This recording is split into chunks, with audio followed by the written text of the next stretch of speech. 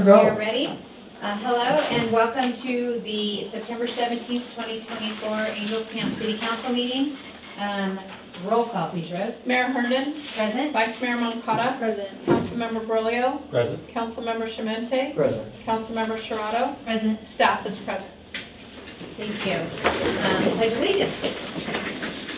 I pledge allegiance to the flag of the United States of America and to the republic for which it stands, one nation, under God, indivisible, with liberty and justice for all.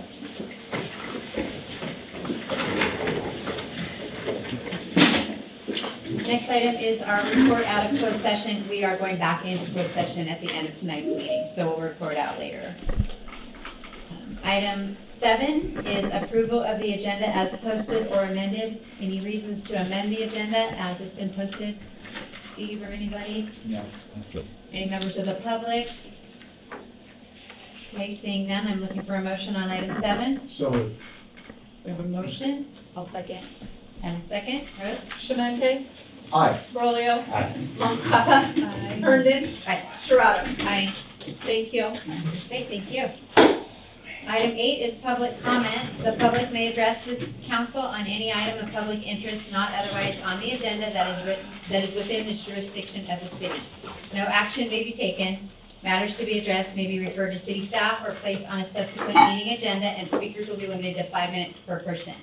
Do we have any public comment tonight? We have some of the people online, Brooke, Yeah, just Michelle, one. and okay. Anybody online have any public comment? Here's your chance. Okay, seeing none, I'm going to close public comment. Item 9 is consent agenda. We have 2 items on consent. Any reason for anybody to pull either of those items? Any member of the public wish to pull any items? Okay, seeing none, looking for a motion on passing of consent. So moved. I'll second. Rose? Shemente. Aye. Brolio. Aye. Moncada. Aye. Herndon. Aye. Sherrato. Aye. Thank you. Okay, takes us to item 10A. We've received 2 applications and we're going to appoint 1 planning commissioner filling the vacancy of Joseph Whittle. We actually, Mike Selke, emailed me and has removed himself. Oh. Okay. So he apologized for the inconvenience, but I said, that's fine, we will keep you in mind for next time, should something come up. Okay, so we have 1 applicant. Mr. Clavey, right? Yes. Do you want to stand up and Sure. say Okay. facts? Nice to see you again, Clavey. It is. Good to be here. Oh, No, we go on, try to. Is it out too? I'll fix it, go ahead. all right. Okay. My name's Clavey Went, and back here to give it another shot, and hoping that I can learn a few things from you all and the planning commission.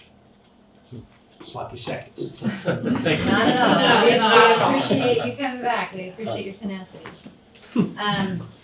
So I think in past, we would interview the people, we would have them leave the room, then we would talk and deliberate, and then we'd make a motion. You don't need a vote. I think we've invited him back a couple of times. I think we're prepared for somebody to make a motion on this, or? I'll make a motion. Something. Yeah. I'll second. I'll make a motion to approve Clavey Went. Shemente. Aye. Brolio. Aye. Moncada. Aye. Herndon. Aye. Sherrato. Aye. Thank you. Okay, so he will be sworn in at his first planning commission meeting, October 10th. Okay. All right, we'll see you October 10th. Congratulations. Okay, thanks. Thank you Thank so you. much. Yeah. Circus. It's sold. So, yeah, something. All right, item B, this is a presentation for our capital improvement projects. Steve, you're gonna lead this one. Steve? Yes. Oh, this Steve. Yeah. Not the other Steve. Here's Steve. Okay, thank you, Mayor and council members. So before you tonight is a presentation of our 5-year capital improvement projects as was requested by the council at a previous meeting. There was a request to just give an update, an overview, make sure that all understands the the projects that we have planned over the next 5 years in terms of infrastructure for water and wastewater. And my thought in preparing this is, since I am still fairly new to the city, if I can understand it and explain it, maybe that more people can understand and explain it. So I am going to do the majority of the presenting tonight, and I thank Dave Richard and Chris O'Flynn both for being here. So I'm going to make a majority of the presentation and ask Mr. Richard to step in with the details that I don't know enough about to speak intelligently, so he can fill in the gaps. And then if you have any questions about how much staff is going to be involved, or what impact the projects are going to have on Chris's crew, that's why Chris is here, to be able to answer questions also. So, next slide, please. This is 2 pages of your current adopted budget, and this describes the water and wastewater projects for the next 5 years. And since this is too small to see on a PowerPoint presentation, I broke it down into, next slide is 5-year wastewater. You have these projects that are bullet pointed, planned for completion, planned to start within the next 5 years. WWTP is wastewater treatment plant. Wastewater treatment plant project number 1 is emergency storage basin improvements for $550,000. Wastewater treatment plant number 2 is the grit removal system for $700,000, and on down the line. I'm not going to go over each one on this slide because we go into detail of each one of those. So the wastewater capital improvement costs over the next 5 years is projected at $6 billion, $5.9 million. Next slide. The water capital improvement projects. Water treatment plant 1 is backwash handling improvements for $6.6 million. Water treatment plant 2 is transmission main replacement for $2.1 million. And on down the line for a total of just over $15 million for water infrastructure capital improvement projects over the next 5 years. Next slide. If you take the wastewater at $6 million and the water at $15 million, you have a total projection of $21 million to be committed in water and wastewater projects over the next 5 years. Next slide. Getting into the details of wastewater for the $6 million. Next slide. The first project, $550,000, emergency storage basin improvement. Next one. If you look at a map of the city of Angels, the arrow is pointing to where that project will take place, and it's at the wastewater treatment facility. The benefits of this project is to increase flexibility during weather events, to improve resiliency following emergencies. It is a low priority at the assessment of our engineer. We estimate that this project will start in the first quarter of 2028, and start on all of these slides are going to mean that the engineer is going to begin developing the plans of what it will take to get this project done. So that's what the start date is. It doesn't mean we're moving dirt. It doesn't mean we're getting permits. It means the engineer starts developing the plans. With that in mind, this project should be complete by the second quarter of 2029. Wow. Dave, would you mind talking just any questions about what this project is? So Dave is here to fill in if you don't, because I don't know, does everyone know what an emergency storage basin improvement is and the needs for that? So is that for I&I storage? And Yes. It definitely is for I&I storage. It's the, how to say this, it's the safety valve, so to speak. When the flows of the plant exceed the front end, the headworks of the plant, they overflow or they are routed to the emergency storage basin, and then later they can be pumped back. So it's the fail-safe so that we don't spill. When we say spill, Chris, why don't we have you come up to the podium? So both of you, or one of you, come on up, because I'm sure we're going to need to ping off of you as well. Thank you. So again, thank you, Chris, and thank you, Dave. The idea is that when we get to this slide, if you have any questions about the cost or why we need it or why it's the priority it is, the timeline that we anticipate, this is the point to ask the questions on each project.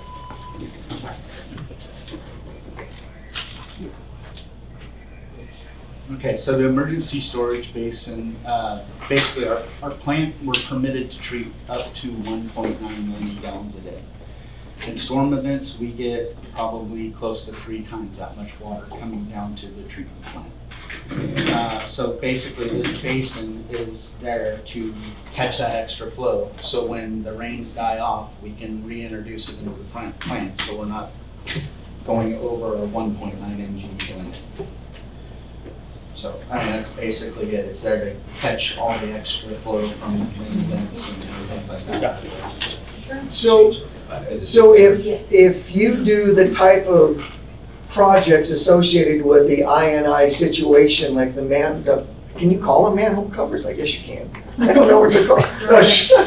The sewer covers, and you scope the sewer lines, which could mitigate some of that, then the size of this, I mean, once we kind of get that under control, you know what I'm asking, Chris? We're not, I do understand where you're going with that, but we're not, making it bigger. We're just making it so it doesn't short circuit. Okay.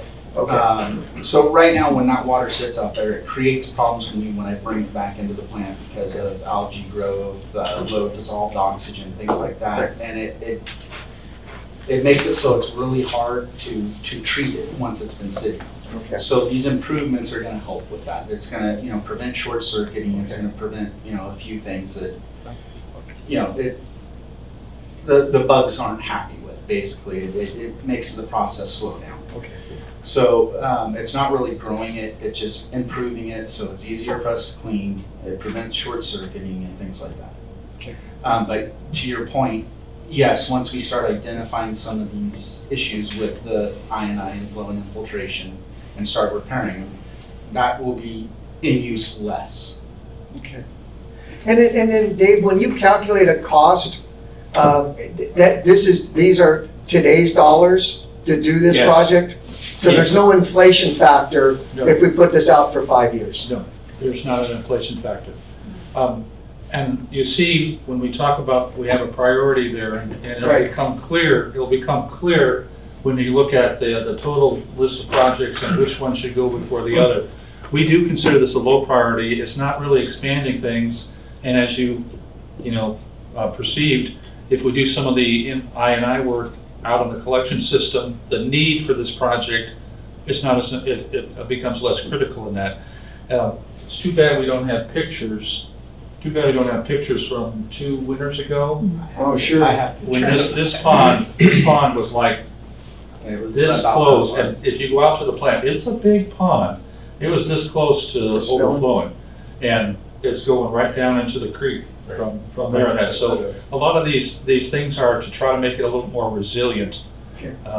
prevent erosion, make it easier for Chris to move the water around and get it out of the pond, a better spillway. It's just, it was just pretty amazing that 2-week period of trying to keep the plant turning upside down and spilling. If we didn't have the pond, well, we'd be talking about paying a lot of fines. Yeah, because that water would be dumped. Anything else for me? Not yet. Second project is estimated at $700,000. It's a grit removal system. It's in the same location. It's at the same wastewater treatment plant. Reduce grit accumulation, reduce plant maintenance, extend the life of the equipment. It's a low priority. Again, starting developing the plans in the first quarter of 28, completing the project in the second quarter of 29. Questions about this one? Are those being done in tandem together? They're on the same timeline? Essentially, yes. Okay. To save on PS&E or anything, is there? Maybe? It's like remodeling your house. If you're going to start, While if you you're got doing several projects, if you're going to be somebody's going to come into your house, you let them Dirty do it. more than one thing in that. And so that's really, you're absolutely right. We do that at the same time. Yeah. The next project we are currently involved in, this is the Booster Way Vallecito East Angels project for $2.9 million. We anticipate completing the Booster Way portion of this project hopefully by the end of this week. We will then immediately move into the Vallecito area and then on to East Angels. So this project spans more than just where that arrow is, but that arrow indicates the Booster Way portion of the Booster Way, Vallecito, East Angels. It continues kind of in a southwest direction for quite a length of sewer line replacement. $2.9 million. The benefit is to eliminate the hydraulic bottlenecks, to increase the capacity of the key trunk sewer system in that area, and extend the life of the equipment. It is a high priority. We've already started the project. We anticipate that the full Booster Vallecito East Angels project will be complete in the fourth quarter of 25. So by December of next year, that whole thing should be done. Questions about that one? $700,000 for the Main Street sewer replacement. That's right downtown Main Street. It's we're replacing what we're deeming to be a failed sewer line. It increases the reliability of the sewer lines, and it reduces disruption to the downtown business. This is also a high priority project that we anticipate starting in the second quarter of next year and completing in the first quarter of 26. Chris, is this the one where it's going down the middle of the main street? Yes. So we're all right from the Booster Way right into this then, basically? Yes. It's kind of Yeah. Last project on wastewater is Murphy's Grade Road Sewer Rehab and I&I projects. The Murphy's Grade Sewer Road Rehab is on Murphy's Grade, right near the high school, right? And this is $760,000, the estimate for that part of the project.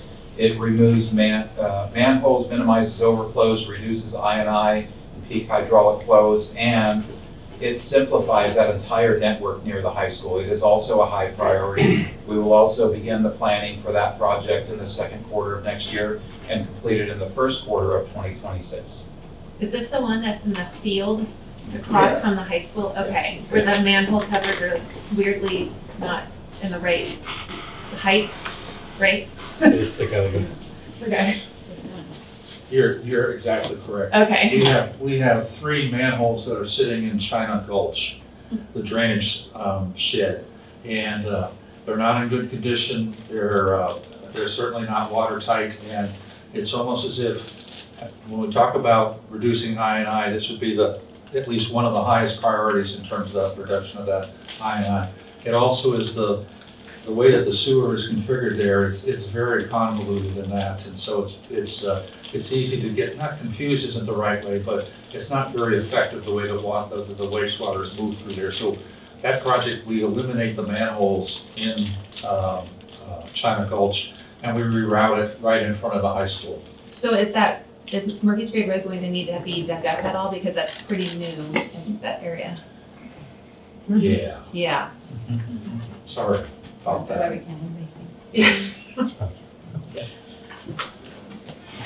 Okay, questions about that one? So I just have a question, Chris. When you, typical with street manhole covers or sewer covers, is there a gasket that stops the infiltration of water from streets? Do they make gaskets, or is there any way to seal those There are covers? There are ways to seal them, but they're not the greatest. They'll still leak. But these ones in particular that we're talking about in this situation, during that storm event, they were about that far underwater. Yeah, because that's a flood, yeah, Yeah, it's floods in that area. yeah. You know, when you talk about, there's certainly you can make the manholes, you can get them pretty close to being watertight in that, but then you defeat if you want to try to access, if you go into the manhole in that, then it becomes very difficult to take the cover off. I see. And the And so it's not like just putting another rubber gasket down and you seal it. Okay, okay. Those manhole covers are 50, 60, 70 pounds, and you're really horsing them around a little bit, so, you're hoping at that point, you're planning at that point that you're not getting that kind of sheet flow that is entering the manhole. These manholes that we're talking about replacing, they're right in the middle of literally of the creek. They are. Yeah. Yeah. So the idea is to just abandon those manhole covers then, and just, We reroute the. You Reroute the sewer. We no longer, right now, the way the sewer runs, it runs through the high school parking lot. It comes down through the parking lot, and then Goes by at some Snack point, Shack. it goes over into China Gulch. And it runs through China Gulch, and then eventually it turns south and runs, on one side of the high school, basically around the football field. Yeah. And so we're taking care of all of that, of the sewer that's in the poorest condition, the manholes that are across the street from the high school. okay.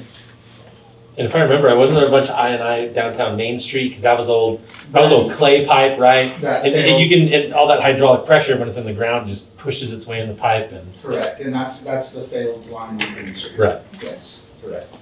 Included in this slide is, it doesn't have a number associated with it, but Chris, would you please just talk about what I&I projects are? We have $300,000, but just kind of a general overview of what is meant by I&I projects.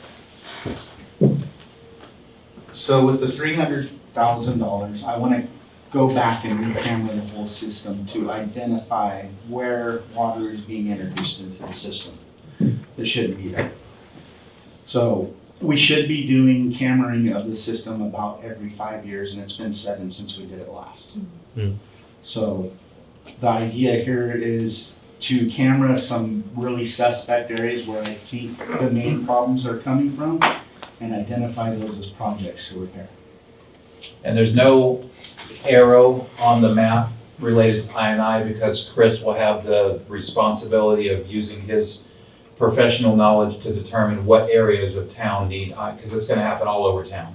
And so he'll decide what the worst of the worst are, get those scoped or cambered, so we can So make sure we get it in right. order to choose these locations, what I'm gonna do is in our next major main event, I'm just gonna go out and pop manholes and see where the flow is increased, and then kind of track that to an area, and then choose those areas to camera.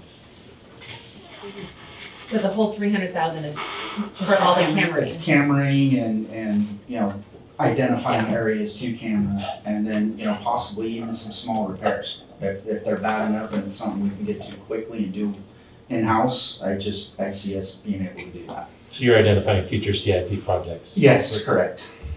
Do you have a camera? No, we don't. I'm gonna have to sub that out.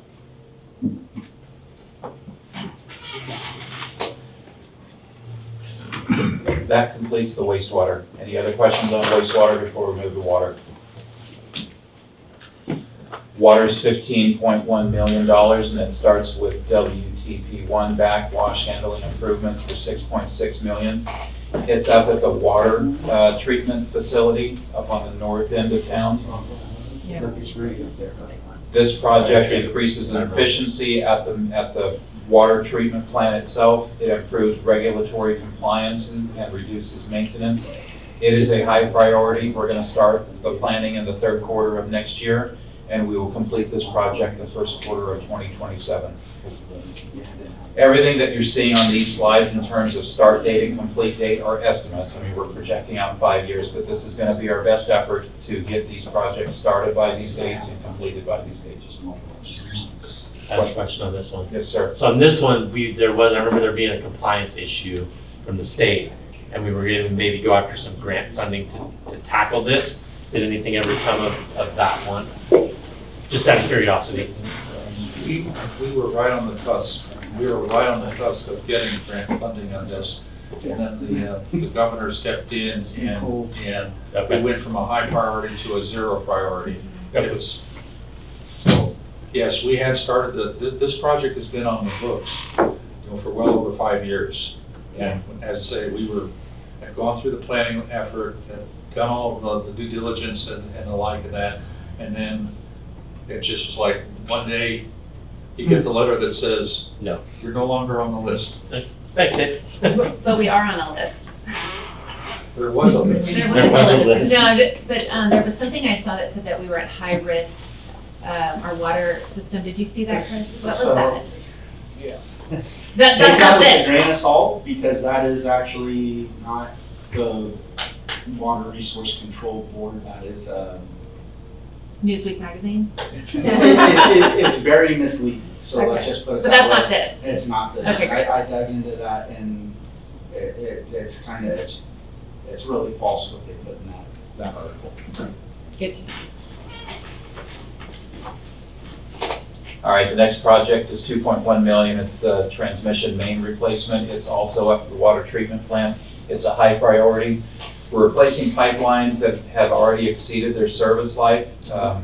We're improving the reliability of the entire water delivery system to the whole town, and it facilitates future expansion for growth that we would likely see.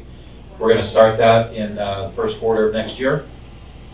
We're going to finish it in the first quarter of the following year. So that's a one-year project for 2.1 million at a high priority.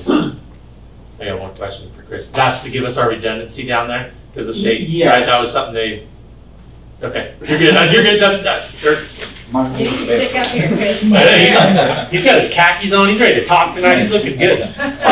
So yes, redundancy would be part of this because we wouldn't necessarily abandon the old line. We'd leave it there as a So we can backup. work around it, okay. Yes, but as stated in this, that existing line, it's a spiral welded steel line. When it was installed, it probably wasn't installed in the best manner.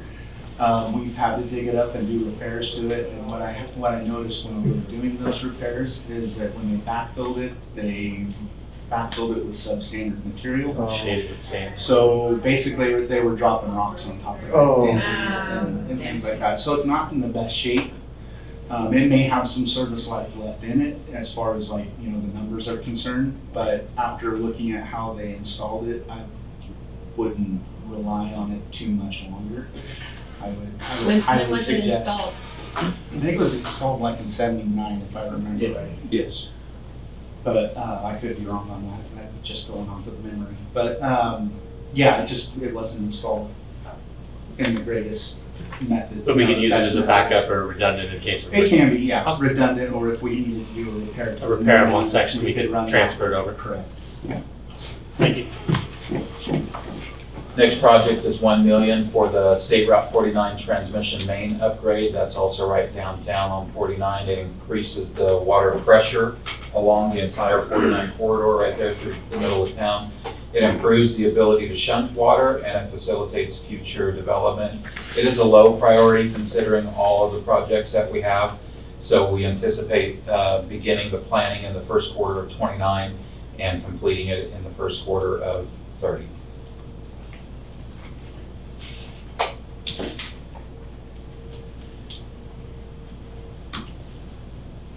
This is the transmission main upgrade for $2.3 million. It's a medium priority on the water list.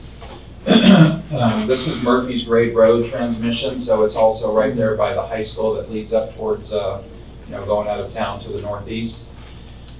This improves the deliveries to the main water system. It also improves fire protection along State Route 49. It increases the resiliency in the event of an emergency. We anticipate starting the planning in the second quarter of 26, completing it in the third quarter of 27, so just over a year from starting the planning to finishing the project. Questions about this one? So is that just that stretch by the new FFA Center across the street on Murphy's Grade Road from where it ends at the Larry Ranch or on the county, where county goes and then it's back this way? Yeah, yes. It's actually, so it would be upsizing from Gardner Lane to, right, am I right? Or are you talking the whole section? I can't This is remember the what this whole- one was. This plan is essentially from where the transmission main that we will replace on the water treatment plant property, where that terminus is, or where that pipeline terminates. And we bring the new, a parallel line all the way down Murphy's Grade to 49. Oh, wow. That's why the price is what it is. It's a- One of the problems in there is at Gardner Lane, that line reduces down to a 6-inch line. So we're not getting the water basically to the main part of town through that avenue. So this will help with water pressure and flow pretty much to the whole north end of town. and not to put the two of you on the spot, but when we were digging on Murphy's Grade, I mean, was that just not a consideration, or didn't have the funds or money, or what was the rationale of not kind of incorporating both those projects into that? That's a fair question. That's a very fair question. The city did spend $300,000 in change order to the contractor who was doing the sidewalk project to replace a small portion of it. Right. And I don't know how to say it, but we couldn't really elevate the priority to do more Okay. at that. We really should have replaced it a little bit further, and part of it also was that we just essentially replaced it in kind, in size. I Okay. mean, we upsized maybe one size, went from a 6 to an 8, but nothing like what You're this doing project involves in that. So yeah, it would have been best if we had done some of this project then, and we are. I know the question's coming. Digging up the road again. We're back on the road again. So And- there's definitely some thought. I mean, when we talk about a couple of these projects over in this area, maybe doing some thinking about partially building to avoid cutting Right. through the road more than one more time, to really try to stage this so that we get some of this work done, so that we're not doing that. And just for clarification, on that sidewalk project, we didn't really do any road work. We Right. just slurry Right. sealed it and repainted it. No, So right. basically, we just painted the road. So that road's in poor condition as it is. So when Brad was out there, he put some new water line in out there, right, to Gardner? He did from Gardner down to basically the new parking lot at the high school, but that's as far as it went. Okay, and that's the correct size pipe? No. No, that's not. Okay. That was a replace, that That was a what in there- in what was in kind? there had basically failed, Okay, and so it was a replace in kind. in kind, okay. Thank you, guys. Next project is Mark Twain Road, $680,000. That's the location. It's a medium priority, eliminates dead-end lines, minimizes interruptions, increases pressure within the local system of that area, and it replaces some undersized pipelines that need to be replaced. Third quarter of '24 to start, which we've already done. There were actually surveyors out there. You may have seen them last week or perhaps the week before. I think they were out there last week starting the work. So we have actually started this project. This basically loops systems in that area, and we anticipate completing this by the second quarter of next year. So this is a project that we're currently engaged in. Hillcrest, Old Cliff, Macaulay, $590,000. It's essentially a similar type project that is of medium priority. Fourth quarter of '27 to start, first quarter of '29 to complete. This increases the water system delivery, replaces undersized pipelines, and there's greater reliability during emergencies. So it's in the neighborhood just kind of west of the previous project. Questions about this one?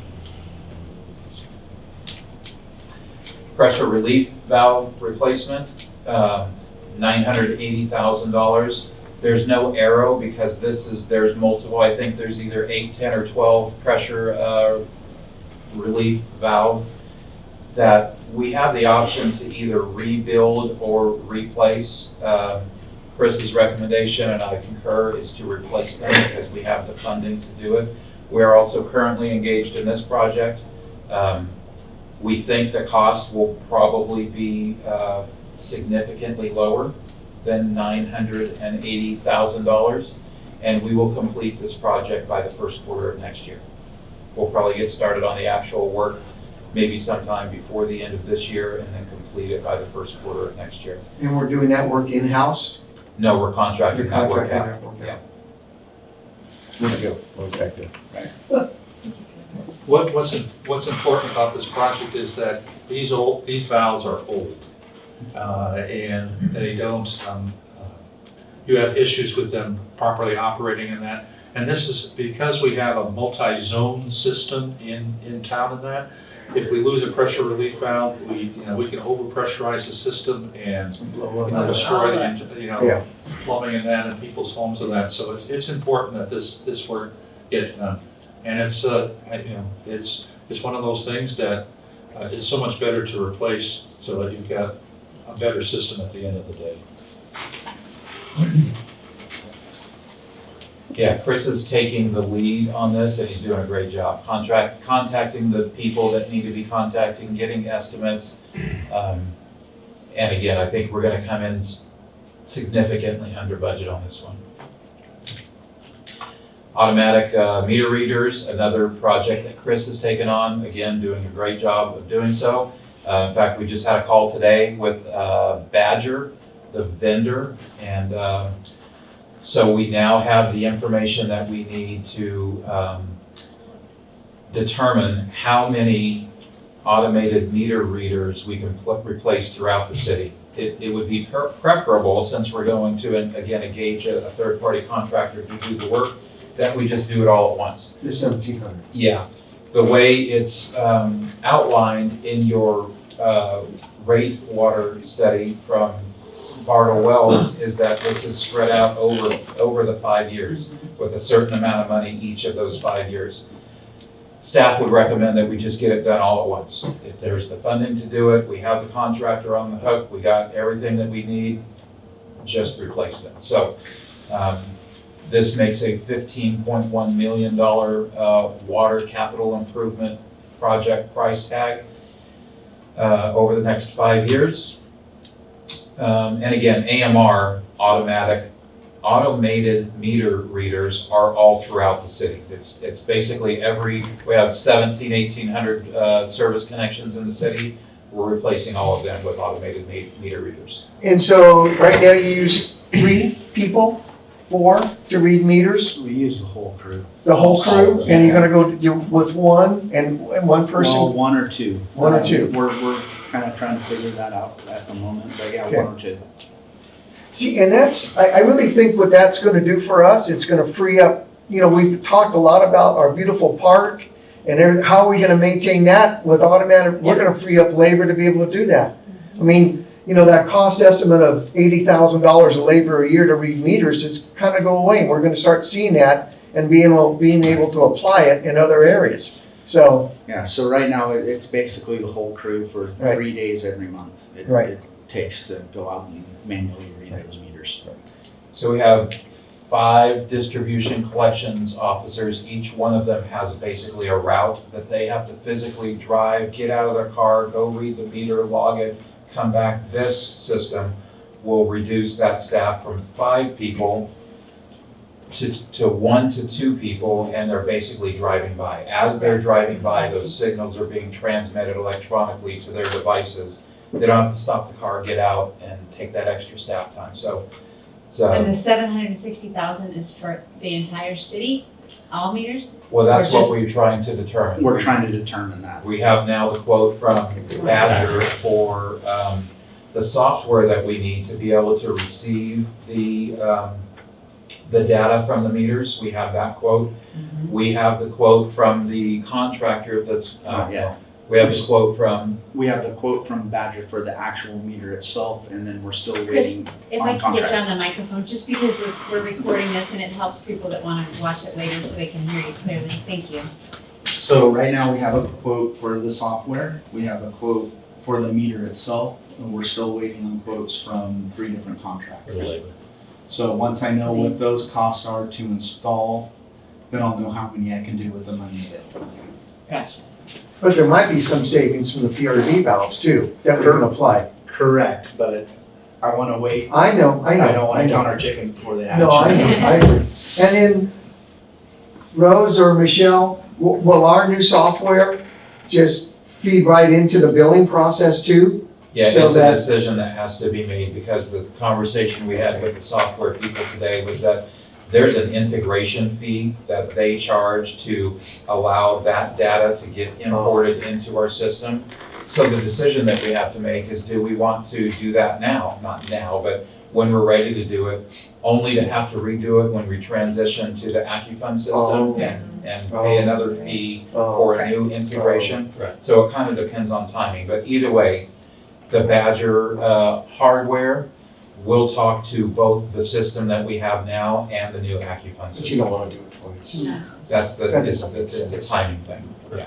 One other thing that came out of the discussion with Badger Meter today is there's quite a lead time right now on the meters themselves. What are we, I think say 80 days? It's 80 working days, so 80 it's about working 3 days. months, yeah, a little more than 3 months. To receive the meters? Yes, Yeah, once once we we order order it, today, we're not getting it until January, basically. But we lock in the price today? I would assume so. I didn't ask that Okay. question, but I would assume so, yes.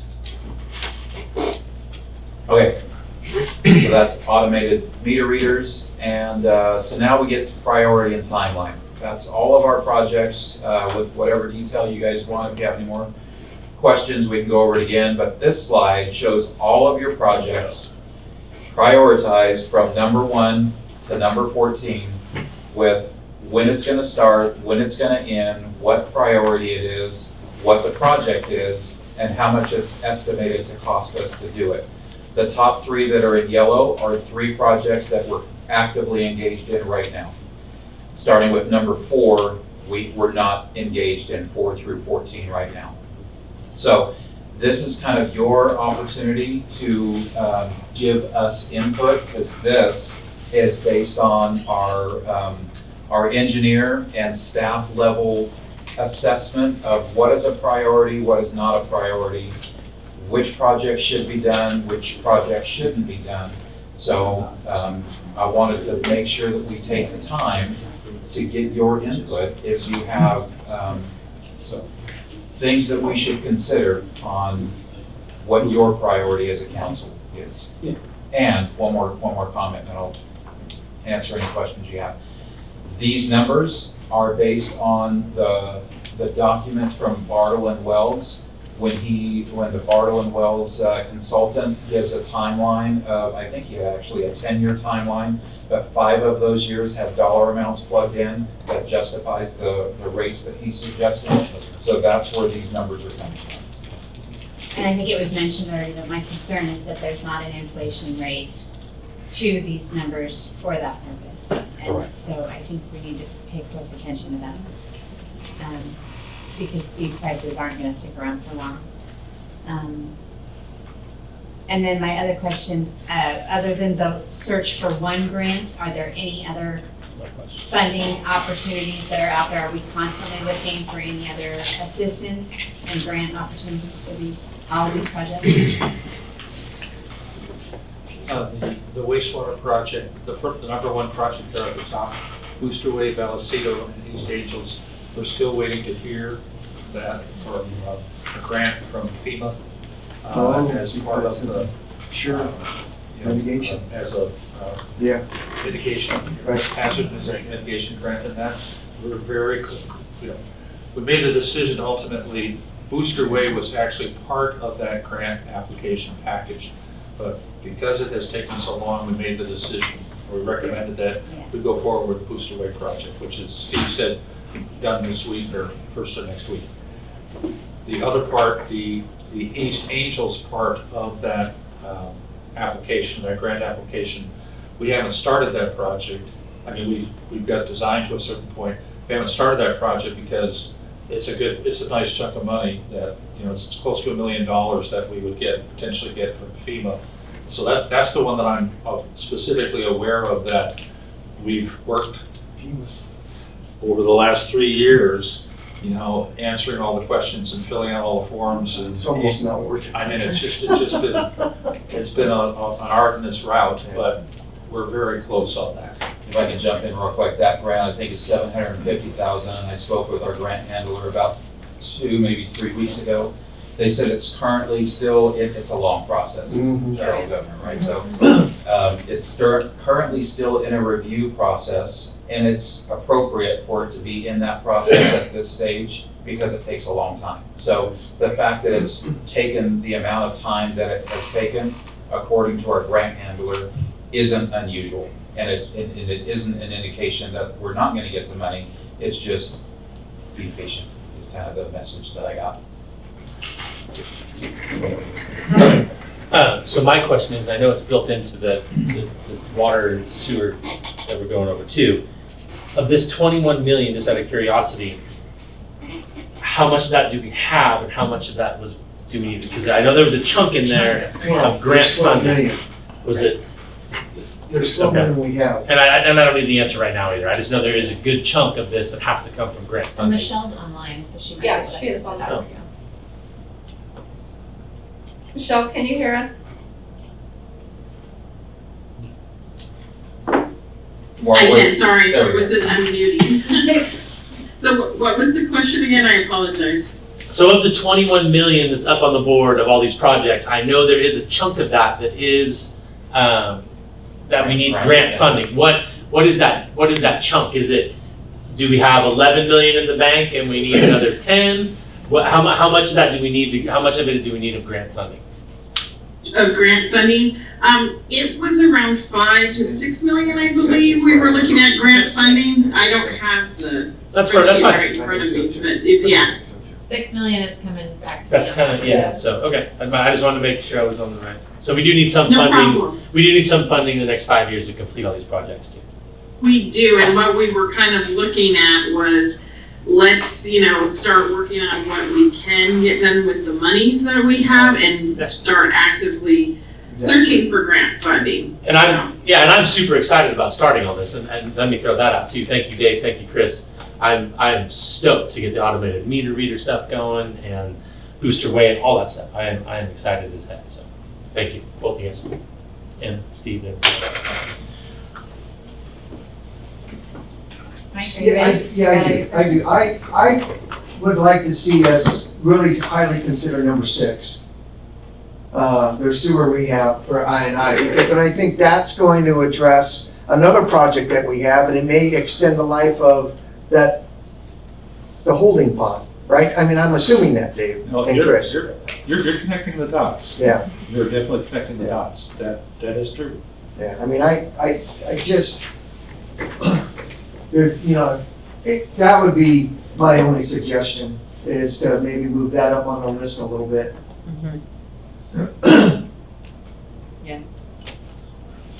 Caroline? So when we were going through all of this, and talking about the rate, study, is this realistic? Is this a realistic plan that we can get to all of this within 5 years? And that was one of the questions we had, is because, a lot of this stuff has been, it was in the last 5-year plan, and now it's being moved to this 5-year plan.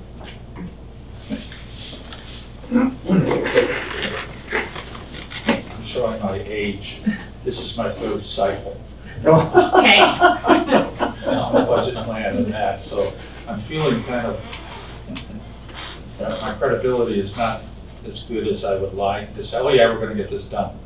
I think that there are, I think very likely that, say the top 5 or the top 6 projects, we definitely have the capability and the capacity and the will to try to push these projects forward. They, in my mind, you draw the line at, my own opinion is you draw the line at number 6. We have to get these first 6 projects done. 7 is something that we would like to get done, or number 8, excuse me. This is something that we definitely want to get done, but when you talk about making sure that we have a reliable system, both on the water and the wastewater side, and that it's those first 7 projects that are just really critical. And you can see from the timeline, we're talking about, we've tried to space them out a little bit. We're not trying to do everything at the same time. And part of that is not only, I don't think we want this community to have streets torn up and I know. construction going on, all over town. And I think you have to sort of take relatively small bites of that. So I think we laid this out based on, let's get the high priority projects up front. We have some lower priority projects, as that don't have the, necessarily aren't as critical. And so I think it's a reasonable approach at this point. You can just sort of look at the dollars. Yeah. The big ticket project is number 8. And to be honest, there's a lot, we have to really do some rethinking about that project.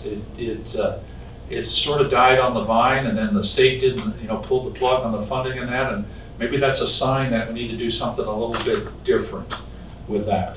So, as your engineer, and then I would definitely say that the first 7 projects are what we need to concentrate on over the next 2 years, 2 to 3 years. And I think we've laid them out that they're definitely doable. The last, you get into the last 2 or 3 years of the 5-year plan, that's our best guess at this point. Yeah. I think we've tried to capture all of the, all the projects that have come out of the master planning efforts that we've done over the last year. And this is a pretty good shot at trying to create a more reliable water and wastewater system than we've done. So Dave, and not to put you on the spot, but in terms of staffing from your organization, you have the staffing available in order to move these projects forward in that timeline, those first 8 or so projects that you've outlined? Yes, and I think part of that is that we are finishing, some of these, that number 1 project up there, a lot of the design has already been completed. There's definitely some things that we have to finish in that, but we've been sort of toiling away a little bit in sort of in the back room, so to speak, trying to push these things along. I think the 2 projects that Chris has got going, I mean, he's done all the legwork in that. And it's not hard to go from where he is now to getting a contractor on board to do that work. The transmission line replacement project, again, it's sort of a no-brainer what we have to do on that. Okay. So I would, we obviously, Steve is holding our feet to the fire on schedule and that, and so yeah, we have the capacity to do this work, and I think we've got some good contractors in the area that are more than happy to help us along. Can I jump in real quick? I see a mistake that I made. Number 9 should actually be up at the top because we're actively engaged in that right now. We've already started it. That should be number maybe 4. Okay. Because we're currently doing that, and it will be done, April-ish of next year. I had another question with regards to number 10. So with the Murphy's Grade Road transmission main upgrade, and if you're working on number 6, right, would we want to have some of that tandemly done? We would definitely look at where the projects overlap. Okay. So there's not a complete overlap, or it's the area where they overlap is in front of the high school. And so we want to do that work. We partially do the water transmission main improvement. The sewer work is, the sewer work is a sewer work right there in front of the high school. Right. And so the water line's going to come down that street, and so essentially we would try to stage that work so that they both would occur at the same time, that part of it. But you're right, that we would want to do that. I like digging a trench one time. What was that? I like digging a trench one time. Measure twice, dig once. Well, it makes the most sense to get the most bang for our dollars if we could move forward and start these projects. That's you. That's weird. That's me. So I just think it makes the most sense to move to start projects now, so that we're not dealing with an inflation factor, Absolutely, yeah. But I think also in looking at this, and the reality is that we're not going to get to all these projects. So then what are we moving forward on CIP in the rate study? Well, yeah, I agree. Yeah. Because the 2 have to go hand in hand. Right. And we don't need to be collecting for it to More sit. money that we're not gonna be able. Exactly. So, and if we have $12 million now sitting there, I mean, we could prioritize $12 million worth of projects and look at those.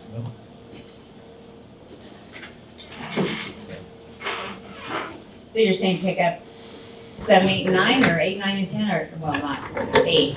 Gotta skip over 8. 10. You're saying bring some up based on 10 and 9 have to go up because 9's already up, it's already in progress. Yeah. Yes. And maybe 10, look at it in tandem with the other Murphy's Grave project, if that makes sense. I'm just gonna do some addition on my phone. So if we're talking about potentially postponing 11 through 14, that's 1, 2, that's about $3 million roughly, a little less maybe.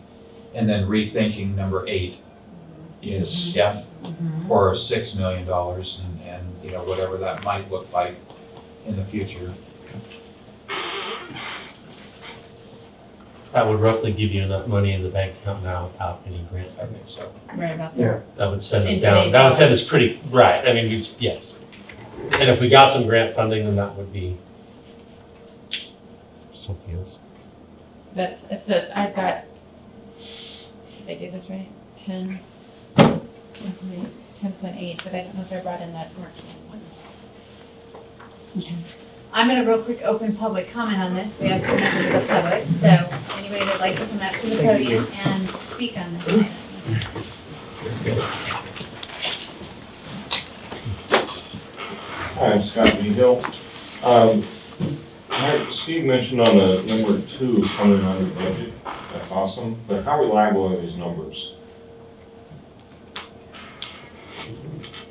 So you're asking I'm how, asking how reliable Right. enough, you know, to take this to the bank. so we'll touch on that. Okay, Just and then, leave those here. And then, yeah, it looks like it does make a lot of sense to eliminate, or not eliminate, but defer items 8 and 11 through 14. I think we got $11 million sitting there. To get rolling on this stuff. It's good to see this moving forward. Thanks. Thank you. Any other public comment? How about anybody online? Okay, so bringing it back, Steve, do you have anything on budget if you want to just touch on the under budget comment? Yeah, the under budget comment for number 2, Yeah. 2, I attribute 100% to Chris. Yeah. He's done a great job of being mindful of the need to get it done. No corners were cut, but making sure that we're getting the value for our money, and I would say significantly under budget when the entire project's done, so kudos go to him. As far as the numbers on the rest of the projects, those estimates are engineer estimates. Right. And so as the projects are developed and the staff or the contractors are needed to do it, there is the potential for them to fluctuate either way, but the data that you see in front of you is based on engineers' estimates. Sure. Thank you, Dave, for coming back and doing this. Yeah, It was thank you, Dave. really, really helpful. Thank you, Chris, because when we're trying to wrap our heads around this rate study, it was really helpful to have. So, I guess we should, Together. I'm sorry. What do you got? I just want to make sure, Chris, do you concur with our thoughts about the priority projects up here? I do, and I agree that, it's best to. Chris. Sorry. I think you need to stay I at think the it's your front. fault. We're almost done I know. with this item, and then you can go to the back 40. So yes, I do agree, and honestly, you hit the nail right on the head with the work around Murphy's Grade Road and the high school.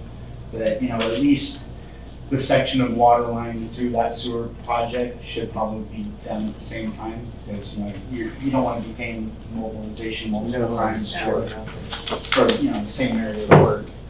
I'm in complete agreement. I think all of these projects are important. But Dave has them in the right priority. So, Thank you. Thank you. Thank you. Yeah, and thank you so very much. This was really insightful and informative and well put together. So very, very educational. We can't thank you enough. All right. Yeah, it helps me make a decision. Thank you, Dave. Thanks, Dave. But I think the reality of it too is that until we start these projects, we don't really know what we're gonna find ourselves in, what we're gonna try like blocks we're gonna hit. Yeah. Oh, yeah, no, exactly. Yeah, so No. it all looks great up there, but Oh, I look forward to seeing There's what all happens kinds of as it gets contingencies started. that you're. Not trying to be negative, but we've found that before, right? But But run into I it. feel like now we have a run into Right. Yeah. You know it's gonna be 10, 15, 20%. So we have another, well, yeah, let's just keep rolling. Let's go on down to item C. This is our presentation for our Rural Recreation and Tourism Program, Utica Park and Water Mine Expansion Project update. Mayor and council members, the park, the playground inspector was there at 2:30 this afternoon. And we'll have his report in 2 to 3 days. And depending upon what that report says, I know we'll have to add a little bit of signage. Oh, We could be done fairly quickly with the playground. In order to open the playground, we will need to have ADA access to the playground. oh. That's gonna be 2 to 3 weeks in order to get that installed so that we can physically get from the parking lot to the playground. Once that happens, we would love your input on the idea of opening it on a very limited basis in terms of maybe just weekends, definitely not before 5 p.m. in the afternoon, and then just for a short period of time in order to avoid all the other stuff that's going on. So, yes, we're there. The slide works. Did you go down? You go there? And, yeah, we were testing the equipment this afternoon. And so it's finally done. The fencing around it, they're holding off on that until the inspector's report comes back in case they need to add a couple more loads of chips or that kind of thing. So that's something we wanted to get some feedback from you on that. The other thing, while we've got that up, the site plan is we're gonna have to relocate the outdoor gym equipment, which is to the right and bottom of the playground, over to where that square is on the other side of the playground. Take this and move it to there. What was this? What is that? That is the outdoor gym equipment. Turns out that there's a fall zone in it that wasn't included in our original, when we were drawing this up, and in order to accommodate the fall zone for the outdoor exercise equipment, we need to move it to the other side. Like it needs more perimeter of protection. Yes.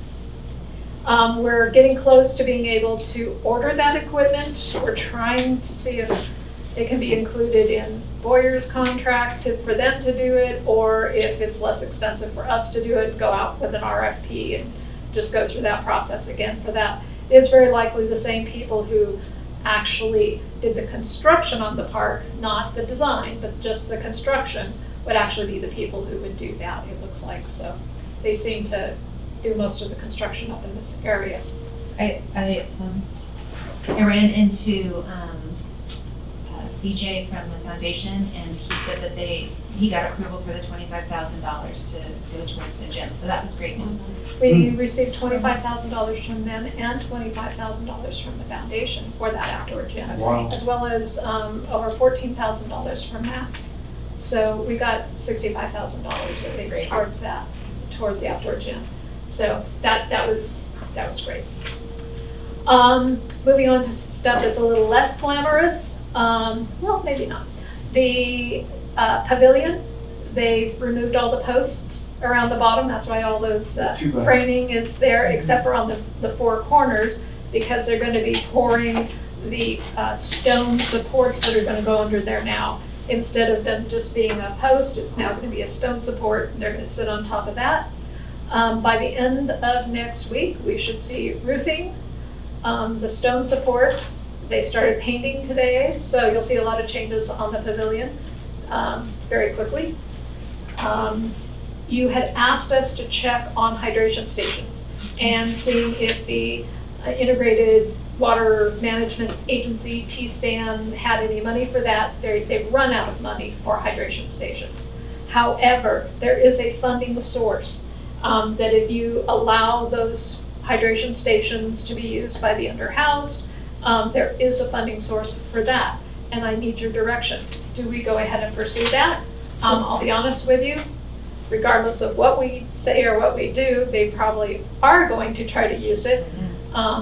But again, if you do make it available to the underhoused, then there is a funding source for that, rather than asking you for additional money. So yes, I would like your input on that. Amy, isn't it a public drinking fountain, hydration station? So it's gonna be open to the public, correct? Yes. For certain hours, They're like- Well, there's no Yeah. fence around the park to but keep, the park is closed at certain hours of the It's like day. dusk to dawn. so that's what you're, That's what I worry about. Would there be, Right. would pursuing an underhouse funding source, would that put additional parameters on, such as hours of operation or something like that? Would that change things for I will have to availability? check on that. My understanding was, I was not told of any restrictions that we would have to change our hours.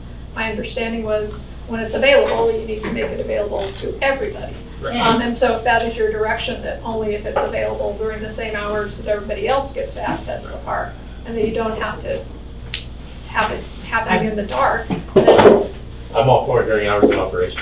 Yeah, I looked through the red tape, make sure that it doesn't add any other stipulations on that are already stipulated beforehand. Chief Ellis, do you have anything? yeah, do you have any, I mean, is that Yeah, but- patrolled on a regular basis? Yeah, I gotta say, come on up. Think you for being here. Think you can just sit back there You're quietly? doing your steps. I guess my question is what does it look like? What is a their hydration funds turn that into? And then is it something that's promoted outside of the city that people would see, that they know that they can come here for that purpose?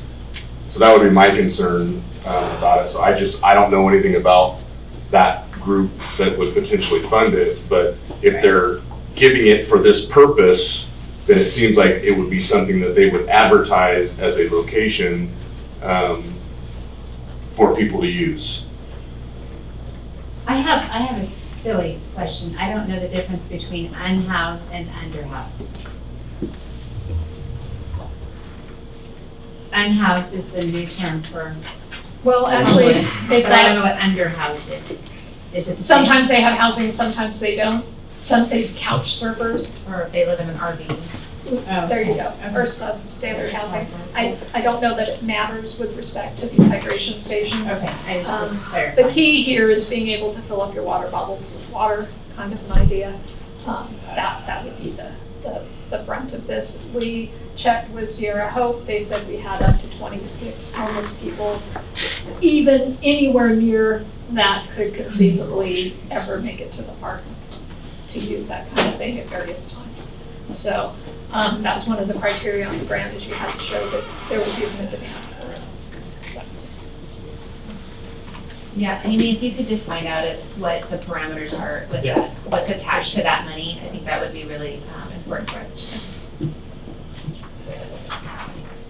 Have you determined the cost, Amy, for the hydration stations?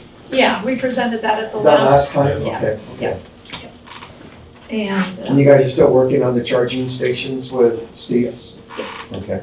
so that was one of the things where you had directed us to find an alternative funding source. So there is one, but we needed to see if it was worth even pursuing.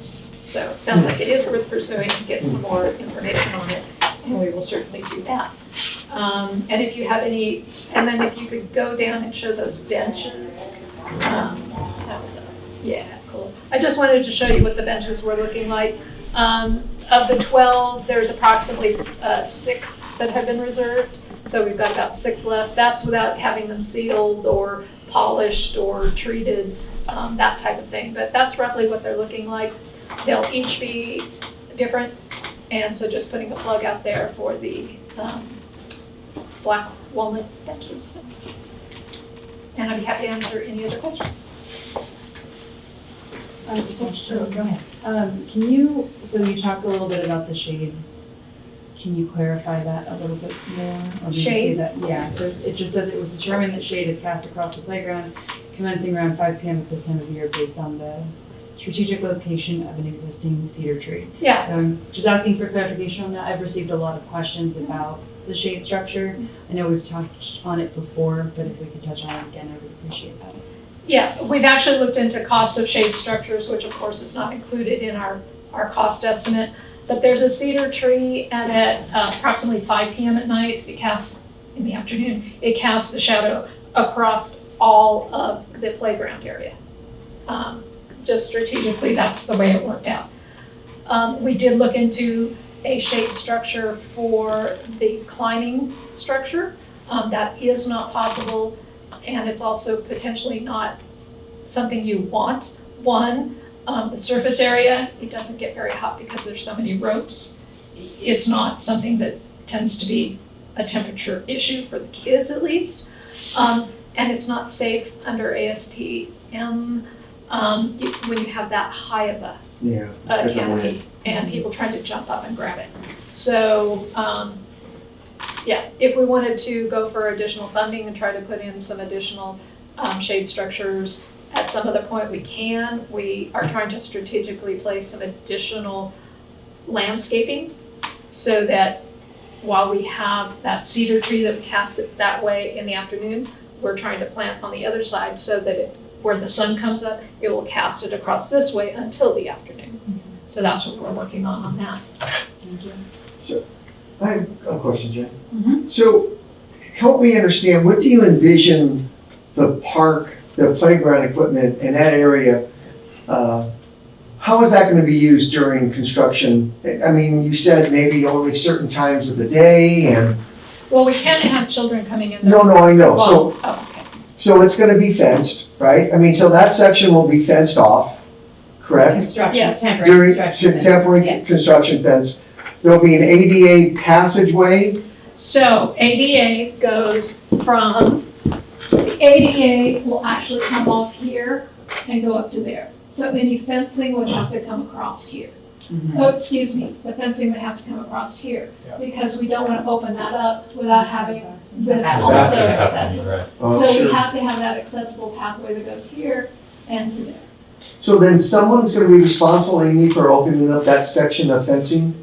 So what we're looking at is, with your input, if we want to open this up, is having the fencing going like this. But at the same time, you got to remember, we're going to have very limited parking also. Right. Because none of that parking is going to be available. So there's only going to be limited access to keep it safe. And so Amy, come back here for a minute. So where's that hub that you got, because it doesn't show the hub. Because that bump is being removed. Right, so that bump is there. Right So, now. okay, right there. It's right behind the old bathroom. Okay, okay.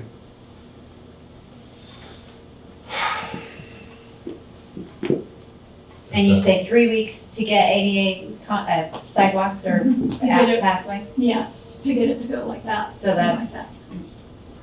start or mid of October. So we cannot open the park before then, is that correct? We can't we were open thinking the playground the equipment. playground Correct. equipment until that's done. Not without checking with our attorneys to see if that's something we would want to do, or our risk manager to see if it was something we wanted to do. And frankly, since it was gonna be 2 to 3 weeks, we thought.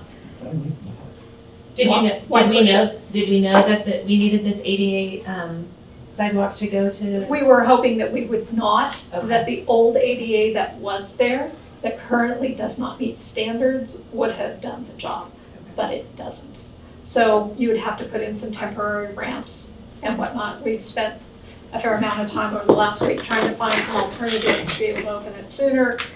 But then you cut things like, okay, then you have to bring out a porta potty again for ADA on that end. And it was like, geez, we just got the new bathrooms. Let's just wait the 2 to 3 weeks, get the ADA access, not have somebody challenge us, and do it the right way. I wish it wasn't that way, and frankly, I'm sure kids are sneaking in there. I was wondering. Yeah. There's photos all over social media. Oh, has it, the Oh, kids on, pictures of them. Yeah, they're trying it out. Oh, yeah. Tell them the safety report has not come back. I'm not saying anything. On the safety report, that's Yeah. bad. Yeah, so basically, we don't want to do anything until that comes back.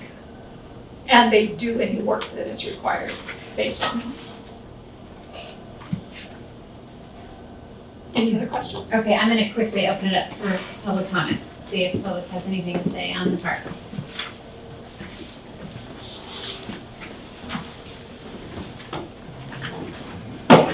Hi, my name is Mike Fish. I got, the question that I have, are you planning on putting an irrigation system around the playground area? And if so, when is that irrigation system gonna go in, or is it you using the existing irrigation system? If you open the park up and you're gonna go back in there to do the irrigation system, that's gonna close that part of the park back down again. So, the legality part of it, opening it up, which I agree opening it up, but God, you got a lot of work to do in there for the ADA, the irrigation system, for the fountains, the drinking fountains, you gotta have that system put in. There's just a lot of work right there that has to be done before you open that up. That's just my opinion. We'll Yeah, please. get other comments. Scott? Anybody online have any comments or questions? Okay. There's something in Amy. the chat. Does somebody have their hand up? Oh. No, I see a red dot. Justin? Justin has his hand up. Justin, do you want to comment? You can unmute yourself. Yeah, just a couple things. So the bump that we were talking about where the old walnut tree was taken out of, that's going to be removed, correct? And there's a manhole cover in the middle of that, so I would assume there's going to be some more extensive construction to level that off and pave it. And also was curious about a speed bump, just because I live right here. Okay. We'll take that into consideration when Amy comes back up, Justin, to talk about what's remaining on the project. Thank you. I have a question. So all of the green, which is, I think, touching on what Mike just asked about irrigation, that's all newly planted grass, correct? Like what the grass that is down there right now is kind of frumpy and lumpy and is gonna get freshened up and replanted, I'm assuming? So basically, what's going to happen is if we were to open the playground, it would be sporadic. It would open and close for the very reason that Mike just mentioned. Right. Yeah, we will have to be putting in irrigation and the water lines and all that stuff for the hydration stations. That is not all grass. A large chunk of it will be grass, and they're going to regrade and reseed. That's the most cost-effective way to do that. So that's what's going to happen there. What's the other green that's not grass? What else is green? We're not planting grass all in through here. This is likely to be grass. This is going to be landscaping and not grass. It goes up a slope. This is mainly going to be where the grass is, right in here. Sort of where it is now. So where it is. Okay. Yeah. Okay. And then added to where the sound stage is. So The basically circle. where it is now and the sound stage. And irrigation and hydro seeding is at the end, right? You're gonna be doing that towards the end of the project? Well, when they're doing some of the regrading for flattening it and stuff, and before they put in some more curbing, they're actually working on the irrigation plan right now. So they're gonna do that before they have to, they'll do it in conjunction with disturbing things, just like on the capital improvement plan, you wanna do certain things at the same time. So if we opened the playground for, I'm just gonna say October, does that mess with the contractor's timeline? Yes, so we're not gonna we would not be able to just open it for October. We would need to open it specific times, specific dates. Is it worth it? Yeah. I mean, I think we all envisioned, as soon as the park is done, yes, we can open it up, but the reality is we're in the middle of a construction project. And so, you know, is it gonna be more disconcerting to the public to know that they all plan to go to a park today, oh, the park's closed? I mean, it almost, in my mind, I wanna be politically correct, but it'd be safer and easier to get what we need to get done, in my mind, and then open up the playground so that we can keep it open.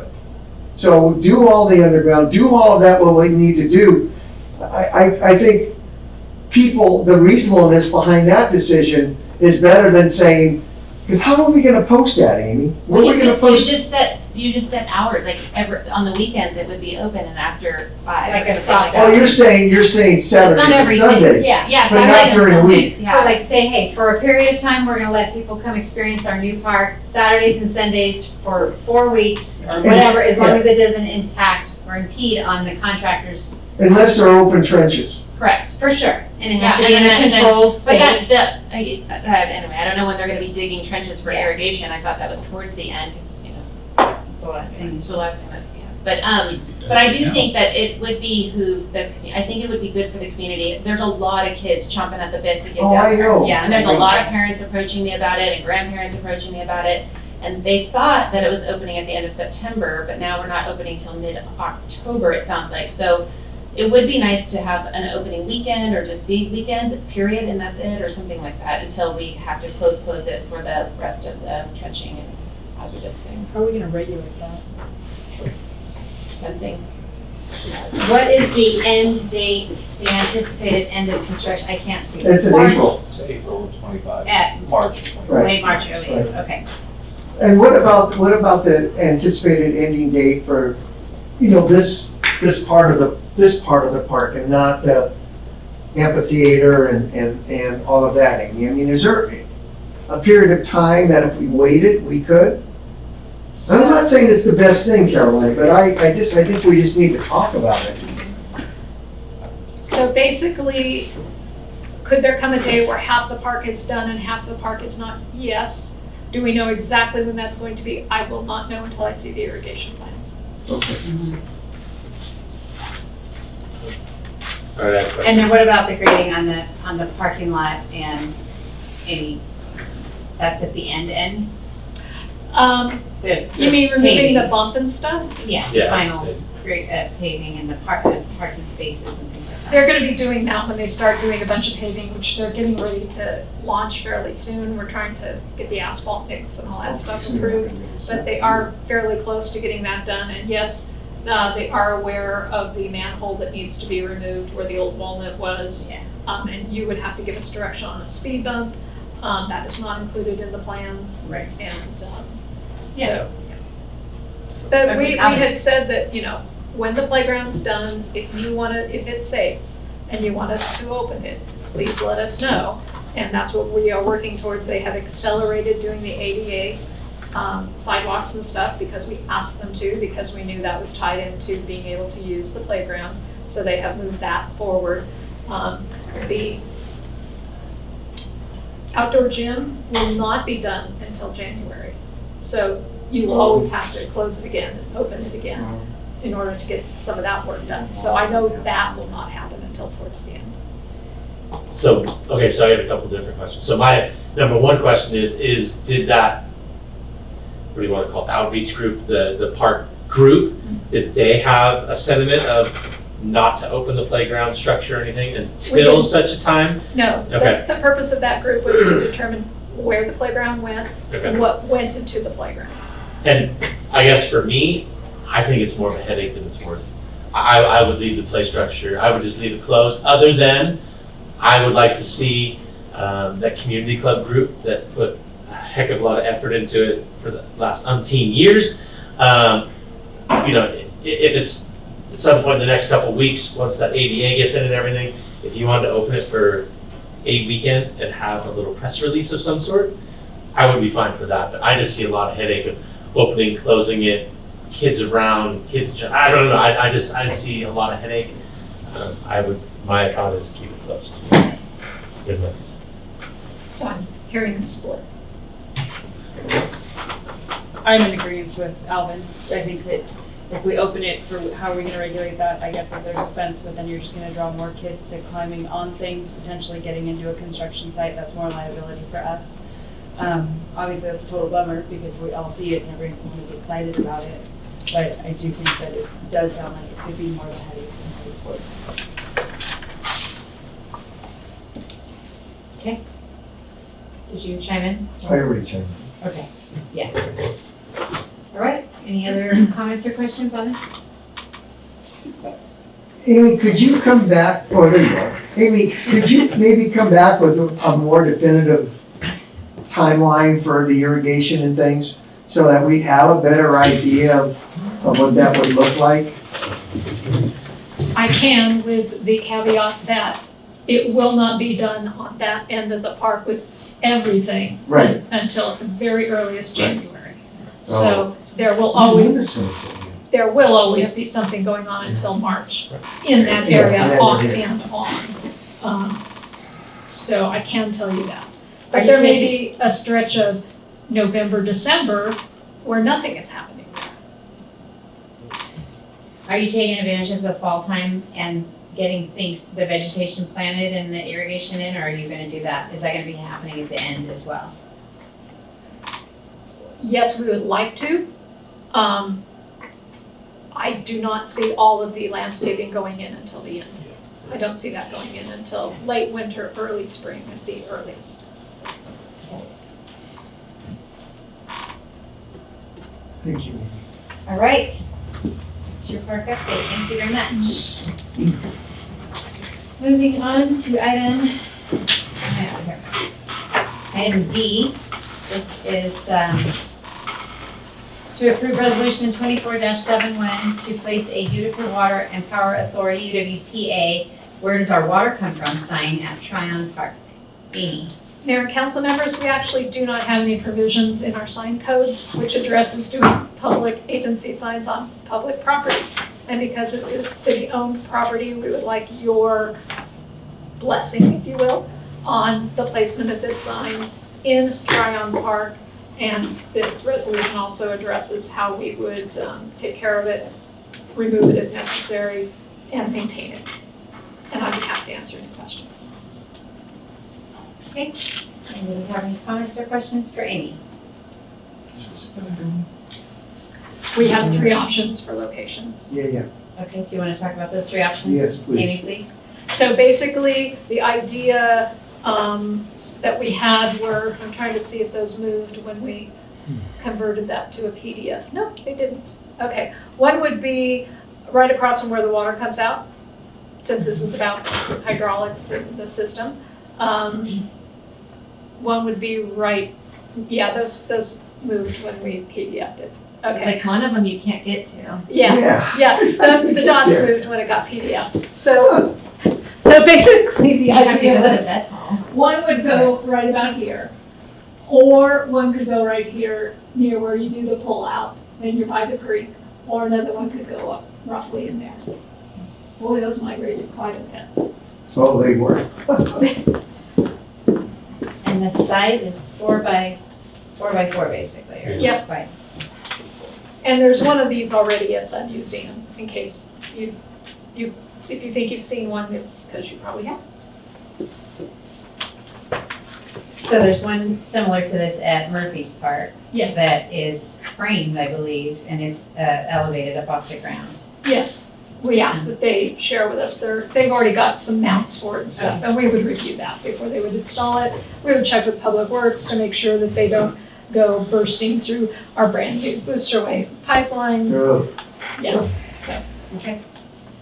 Anybody have any questions before I open public comment on this? Does Joel have a preference since he came to us to act, I actually was working with the staff who were proposing the sign. They didn't really care. It was, we'd like to put it somewhere, and where does it make sense? It makes sense if you're looking at something that has to do with our water system. So obviously, I think the preference would be where the water comes pouring out myself, but that's just me. Oh.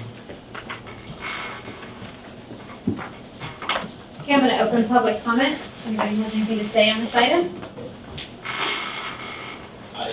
Chief. Go ahead. I've been around hydro plants. My father used to work at that plant when it was PG&E, it was hydro. And when that power plant trips, for some reason, if it trips, that water does come quite a ways out. It used to come up to the old swimming pool, as a matter of fact. So when that trips, that water discharges out of that tunnel, out of that pipe.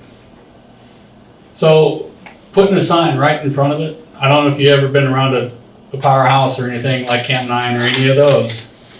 It says completely to stay away from that. Because if it does trip, that's where that water goes. It comes straight out. So placing the sign right in front of that would not be one of the smartest things to do. It would be off to the side or something, but right in front of it, not a good thing. Thank you. Chief?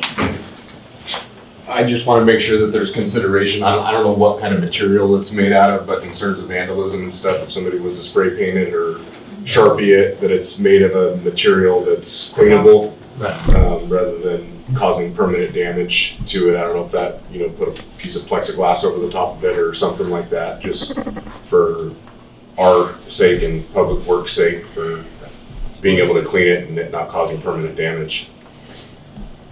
Thank you. It's, Other public comment? And what about anybody online? Seeing no other comments, I'm gonna close public comment. Okay, Mike? I just think it makes in my mind, it makes the most sense to put it close to the entrance to that park, not someplace buried in the back of it. And, I think, Chief, where, according to the packet, Utica is gonna maintain it, the maintenance and installation and things, so, but that is a concern. Graffiti would be a concern. So Amy, it's that little green dot, that place right there, is that what you're saying? There we go, the dots aren't correct. It can go there, it can go right where her cursor is. It can go at the entrance, it can go where the cursor is, it can go, you have strong feelings about where it should go, please give us that input. It can go anywhere, the idea was just not to place it in the middle versus in there. So I like it kind of down, kind of or down a little bit, or somewhere around there where people are walking by, they're likely to stop and read it and park their cars and get out and look at the creek and read about the water and where it comes from. That's my preference for what it's worth, but I'm gonna trust all y'all to make that decision. It can wind up anywhere it needs to be. But better exposure, I agree with Mike, it doesn't need to be at the back of a field or up against the bushes where people are gonna have to walk to go read it.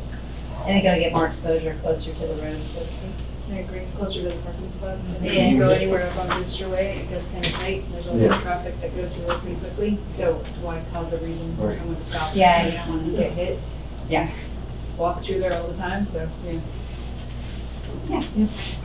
And then, of course, I'm in favor of the sign, and it is partially, the JPA is partially us, so I think it's our sign and our water and our message, so absolutely, I'm in favor of the resolution.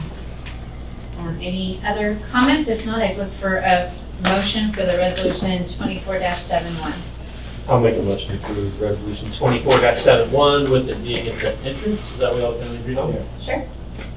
We have a motion Also again. and a second. Rose? Shamante? Braulio? Aye. Moncada? Herman? Aye. Sharada? Aye. Thank you. Okay, so we do need to take a break for just a moment. Do you want to, let's just take a 5-minute break. We'll come back at 7:45. Okay.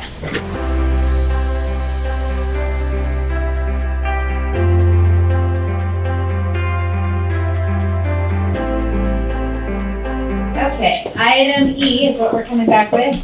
And this is consideration for task order number 19 to Dewberry for Habitat for Humanity construction services, construction management, inspections, and engineering services. Steve.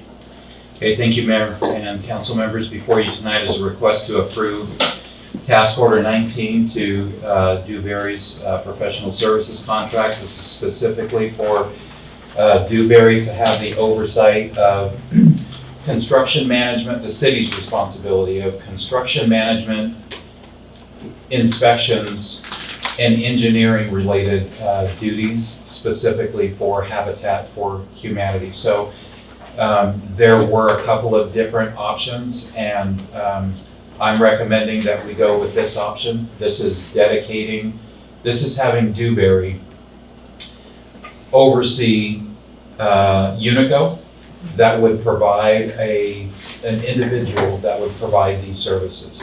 So instead of bouncing around from one person to another or making sure that schedules align with each other, this dedicates a person to that duty.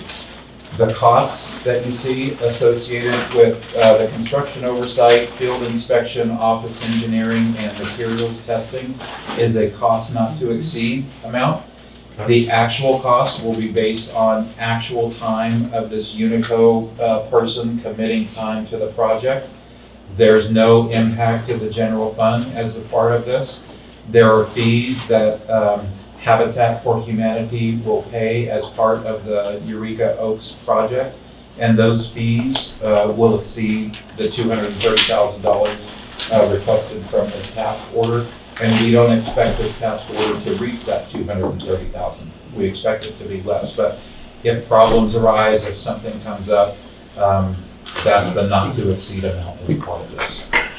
So with that, I'd be happy to answer any questions you have. So included in the fees that Habitat is gonna pay the city was the 230, not to exceed 230 is included in that.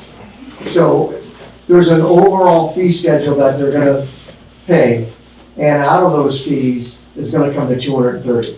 Is that correct, Steve?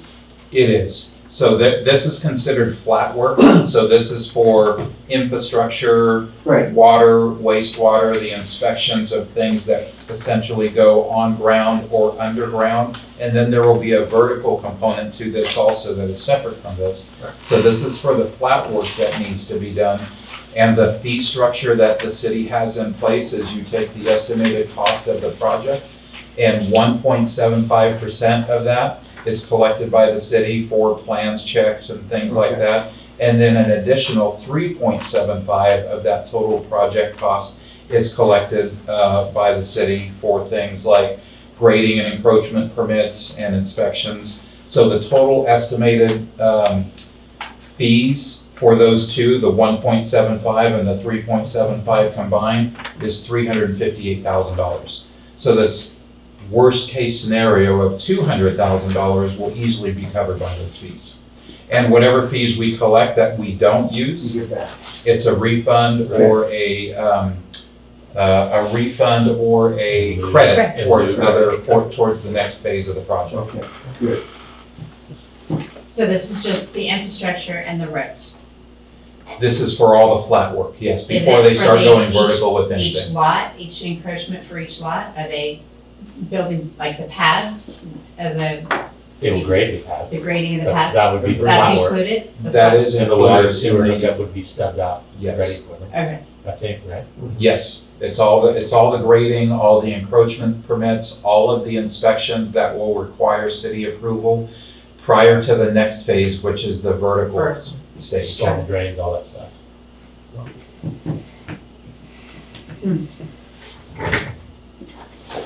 So this seems cheap to me. $230,000 seems low for 600, how many hours did I just see? 680 hours? I think 880 880. hours over a 5-month period. Yeah, so I would hope that this is a not to exceed, and I hope it not exceeds. But that's my professional opinion. So I will tell you that I don't anticipate needing in it. So the fee is based on, worst case scenario again, needing an inspector physically on site during every hour of construction for the flat work, and that's where they get the $230,000 from. I don't think we need an inspector on site every minute that there's construction going on out Just there. like milestones. Just like we do with other projects, when they get to a certain stage and they need an inspector to come out, they call us, we send an inspector. There will be some oversight on top of that, that we want to make sure that they're, adhering to their plans and doing what needs to be done so that our system can reach the maximum efficiency. So it's not just this person going out when an inspection is needed. There's also some construction oversight hours going into it as well. And still, I don't think it will be 230,000. In conversation with the developer himself and with Dave Richards, I think I'm comfortable with this number. I'm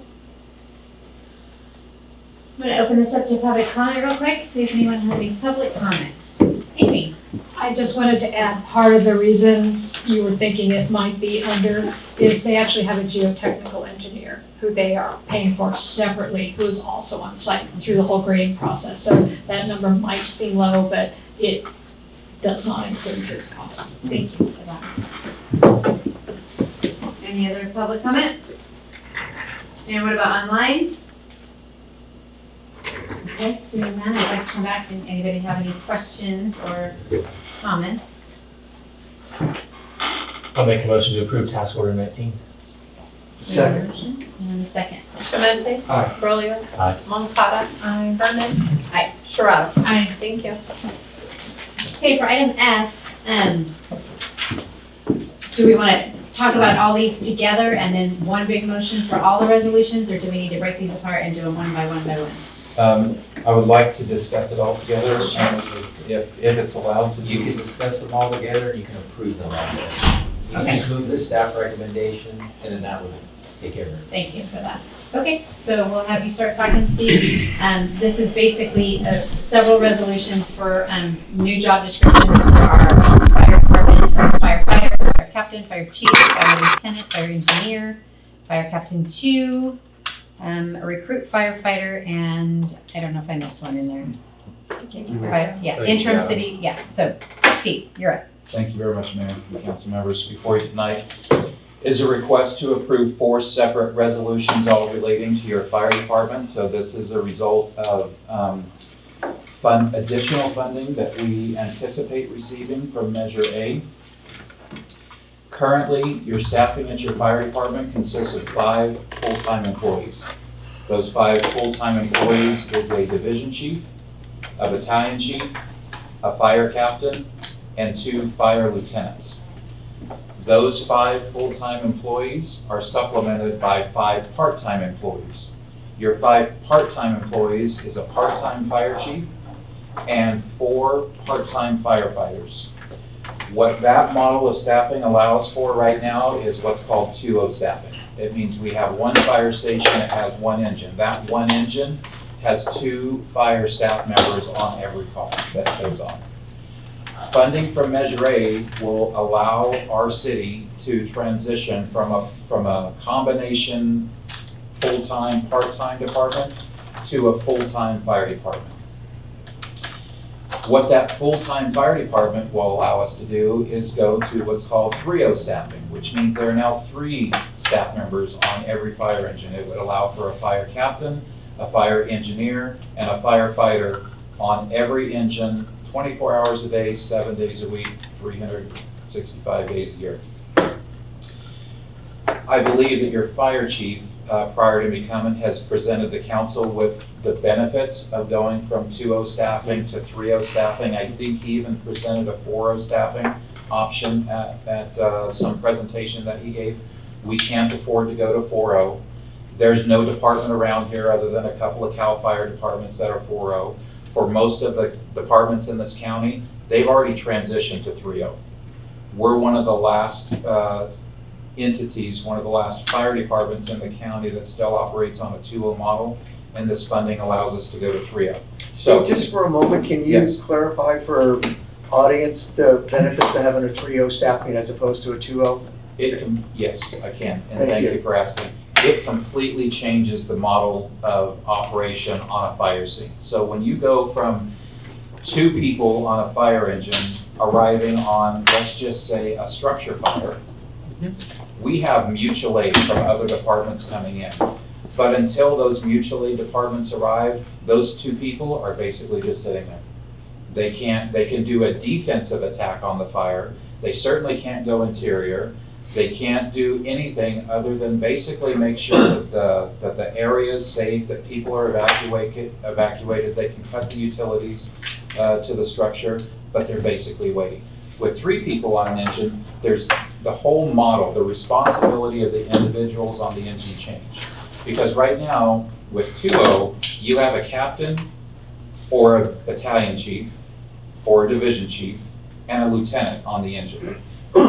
When you have 3 people on an engine and they're all of consistent rank, so every day you have a captain, an engineer, and a firefighter, is much different than today you have a division chief and you have a lieutenant. Tomorrow you have a captain and a battalion chief. The roles and responsibilities of those job classifications are much different.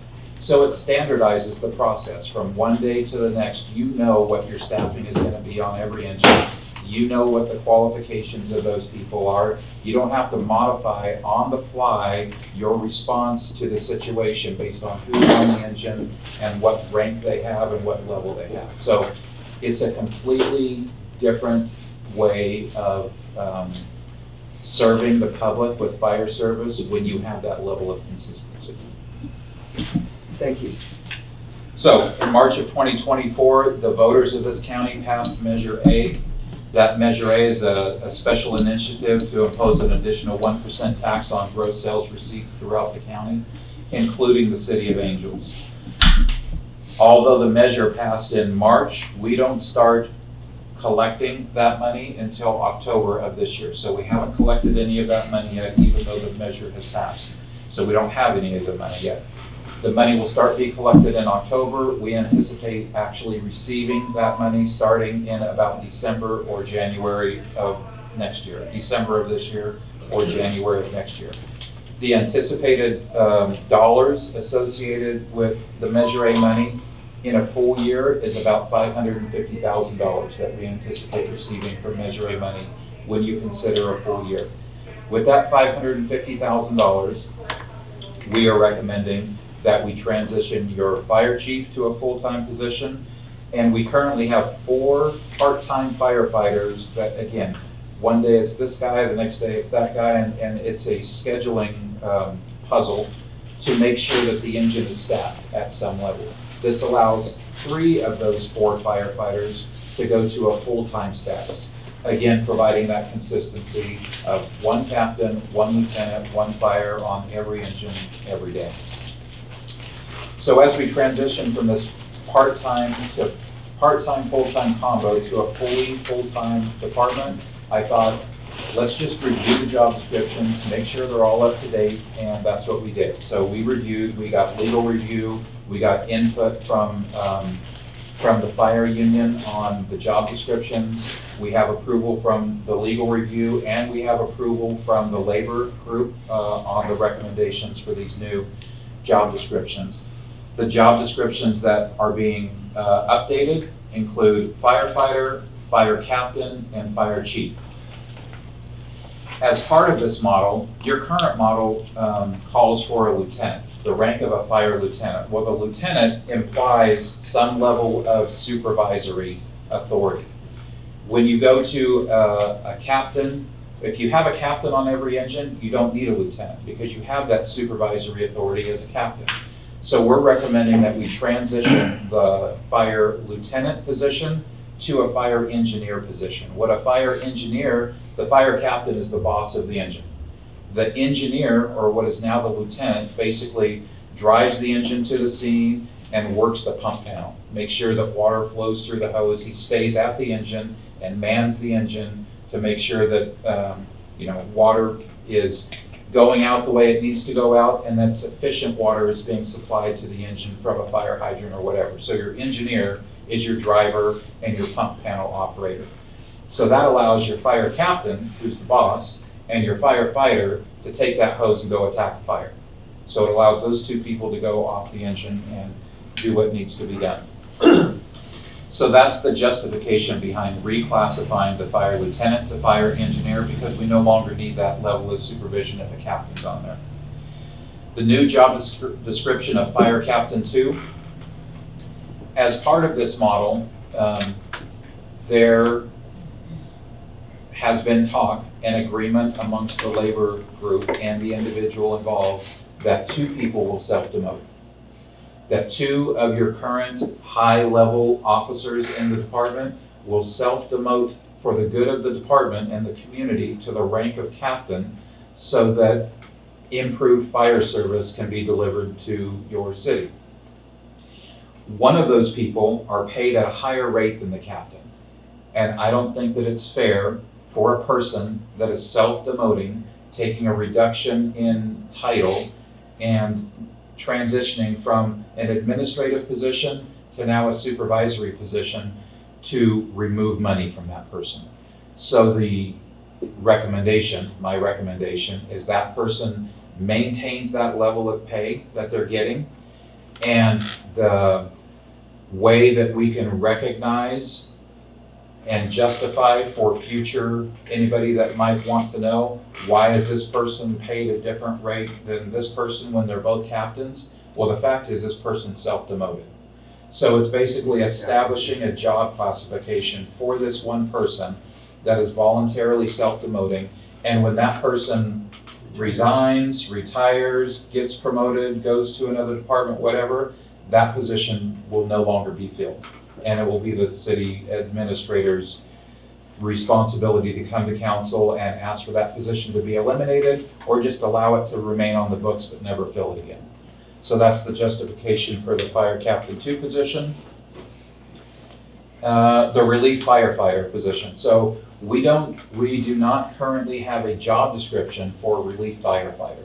A Relief Firefighter is essentially what our 4 part-time firefighters are right now.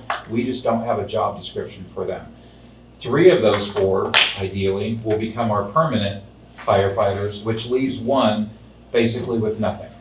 So the idea behind the Relief Firefighter is this one person, whoever it is, that doesn't get selected for the full-time position, and there may be other people in the community that want to come and not volunteer, but give of their time in a part-time capacity to the fire department. It allows for a position to exist that is a part-time position that can fill in for a full-time firefighter when a firefighter needs a day off, gets sick, has a problem, whatever. It allows for this cadre of it starts with 1 person, but potential cadre of multiple people to still be members of the department that are not a full-time capacity that can fill in for a firefighter when needed. That's the justification for the Relief Firefighter. So with that, there is no impact to the general fund. This doesn't cost the taxpayers that contribute to the general fund anything. This is all funded by Measure A money. The intent of Measure A is to increase fire services throughout the county, and Measure A money can only be used on personnel, staffing, training, and equipment related to the fire department. So we don't have the discretion to use this money on increasing our police force or improving roads. It's specifically designated for the fire service.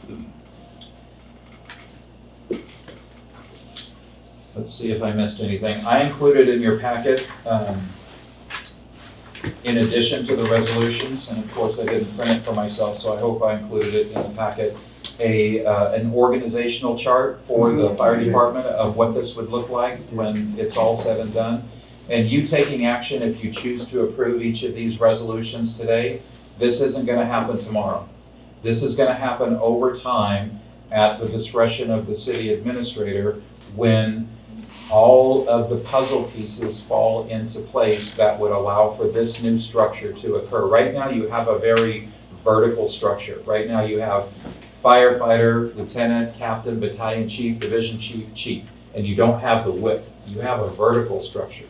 This allows for an established and proven chain of command that everyone knows who they report to. I do want to point out, I put a placeholder in there because although we will have 3 different crews of a captain, engineer, and firefighter and 1 fire chief, I can anticipate at some point in the not too distant future, we're basically eliminating our management staff, right? We're eliminating the division chief and the battalion chief. I think at some point, in addition to a full-time fire chief, there should be consideration for some mid-level management person in the department somewhere down the road. So I put that placeholder in there. That could be a battalion chief, it could be a division chief. We can't afford it right now, and I'm not recommending it right now, but I think at some point, a future administrator will probably want you to consider a management level person in the department other than going from the department head to a supervisor. So with that, I'm happy to answer any questions you have. Okay. Alvin, you look like you locked and loaded. You've got one. My only question is, and I'm excited for this Measure A money and stuff, but if is there any language in here, if Measure A for some reason is overturned, then this structure can't fund itself anymore? Is there anything in here that if that happens, then we would have to relook at this? Or is that just a given that if monies go away, we would have to restructure it? It is, and thank you for the question. There is no language in here that allows for that. It would be very similar to, let's just say, an economic downturn, and we don't collect the property tax or the sales tax. The city administrator would need to recommend to the council what cuts need to take place. So this is what we can afford based on the projections of Measure A, but it's a good point. If Measure A dries up, if we don't realize the sales tax that we anticipate, if Measure A is revoked for some reason, we will have to come back to you for some modifications. That was my question. Because isn't Measure A being reevaluated periodically? Wasn't that I'm one told of that the? it's not. No. There's no sunset on it. There was a sunset clause. Sam's raising his hand. There was one group trying to kill Measure A. Yeah. Excuse me. He's coming up. He's coming up. Sam, wait till those meetings. I didn't mean to get up here. There was Too late one now. group that tried to kill Measure A before it was even voted on, and the state Supreme Court said no. Period, no. So I don't think it's gonna be successfully challenged here in the future. I think long term, yeah, they're gonna look at it, make sure it's working correctly. And as you laid your situation out here in Angels, I was extremely surprised you only had 13 firefighters down here. Blew my mind. Right now, we've got an engine down on the Ridge Fire for a Cal Fire, another one on another fire, one sitting for a standby for Esperanza Station. And I don't know if we have any water tenders out or not. But we have Type 3 engines to put out, plus one stay at home. Okay? And staffing accordingly. Okay? So what you're doing here is what a lot of the other departments in the county are doing, will be doing. Okay. The funding, 64% is for salaries, staff, operation, administration, which is going to be a small percentage of that, because it has to be within its own budget cycles. Can't be mixed with the city cycle of budgets and so on. Okay. But what you're doing here is good. And for the young firefighters, the ones that are not employed full-time, okay, those are volunteers, and they get paid a stipend or a salary when they come in and work. And that will be adjusted accordingly. They have to go through the training cycle and everything else to be qualified to be a firefighter on that engine, okay? What you're doing now, looking at is taking a lieutenant and making them basically engine boss or an engineer who drives the rig and is the engineer on it. It's pretty much normal. And you have an engine boss. We would have a captain out on a strike team engine. So anyway, yeah, what you're doing is good and solid. So that's what we're doing, Central Calaveras. So we're looking at doing. So, and it's good, solid thing to do. So I think, Bill, in response, and Michelle is still online, the issue may be the GAN limit every year when Michelle does the calculation. If we collect too much taxes. I have a question about the relief firefighters, Steve. Do you anticipate having issues filling that position because the work will be sporadic, or will there be enough hours to keep somebody interested? How does that work, being a relief firefighter? Two things. My main reason to create the relief firefighter position is because we have 4 people and we're only gonna have 3 jobs. Sure. And those 4 people, one of those 4 people isn't gonna get the position. Right. But he can still add value to the department. Sure. It may be that we keep that one person as a relief firefighter and never get anyone else, and then when he goes away and does something else, that position goes dormant. However, it does allow for other people that are interested with no limit Sorry, to the number entry of level, people. yeah. Right. Yeah, as an entry level, we start grooming them, we start training them. It's basically, it could be treated as a candidate pool for our full-time positions. And that person will have enough work to stay engaged and wanting to stay with the city? Yeah, it depends on, it depends on the season, the fire season, how much training is required. Does this person have another job somewhere else that takes him away? The position is not intended to support a family. It's not like you become a relief firefighter and, you're gonna feed a family of 5. That's not the intent of this. The intent is for somebody that wants to be involved in the fire department, that's not yet at the full-time firefighter rank, that can contribute in his own way. Sure. Thank you. This is very well done, by the way, Steve. Oh, Thank you. Thank you. So real quick, we had Sam talk, but any other members of the public have any comments on this item, including online? Okay, seeing none, I'm going to close public comment. Any other questions or comments for this item? Steve? If not, I'd be looking for a motion to encompass all of the resolutions all at once. It's 24, 72, 73, 74, 75, and 76. Nope, sorry, the 75, my bad. I'll make a motion to approve resolution 2472 through 75. Second. Shemente. Aye. Rolia. Aye. Moncada. Aye. Hernan. Aye. Sharada. Aye. Thank you. Thank you. Next item is 2476. This is to authorize the mayor to sign a letter in opposition of AB 98. Steve? Okay, thank you, Mayor and council members. Before you this evening is a request to consider a letter from the California League of Cities to oppose AB 98. This came to us on, I believe it was Friday of last week. So it was kind of an urgent request from the league to consider having multiple cities throughout California sign a letter from the mayor to oppose this bill. The justification and the reasons for it are included in your packet. Essentially, the bill would require, one of the key reasons for considering opposing is that it would require local governments to update their circulation elements to include truck routes, signage, parking, and idling.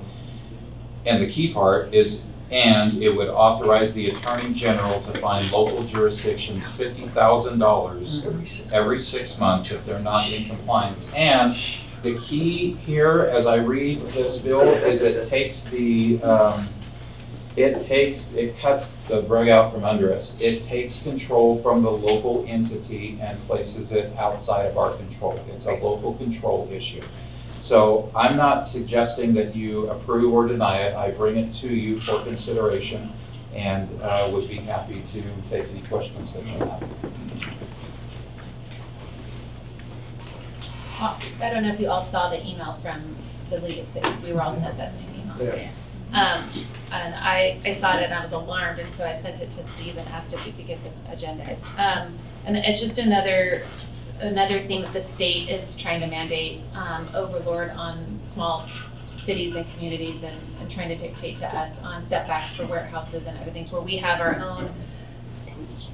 own codes, and just the local decision making. They're taking away that piece of it, and so that's why I thought that and the $50,000 fine every 6 months. I was like, let's take a look at this. So anyway. So I'm going to open public comment on this item. Anyone has any public comment? Seeing none, we'll close public comment and looking for a motion or direction on this item. I'll make the motion. I'll second the motion. Shemente. Aye. Rolia. Aye. Moncada. Aye. Hernan. Aye. Sharada. Aye. Thank you. Thank you. Thank you. Okay, that concludes our main agenda. We're on to item 11 for administration report. We have a few items for Steve to touch on. Okay, thank you, Mayor. Before we get to these items, I do have just a couple of others I'll touch on briefly.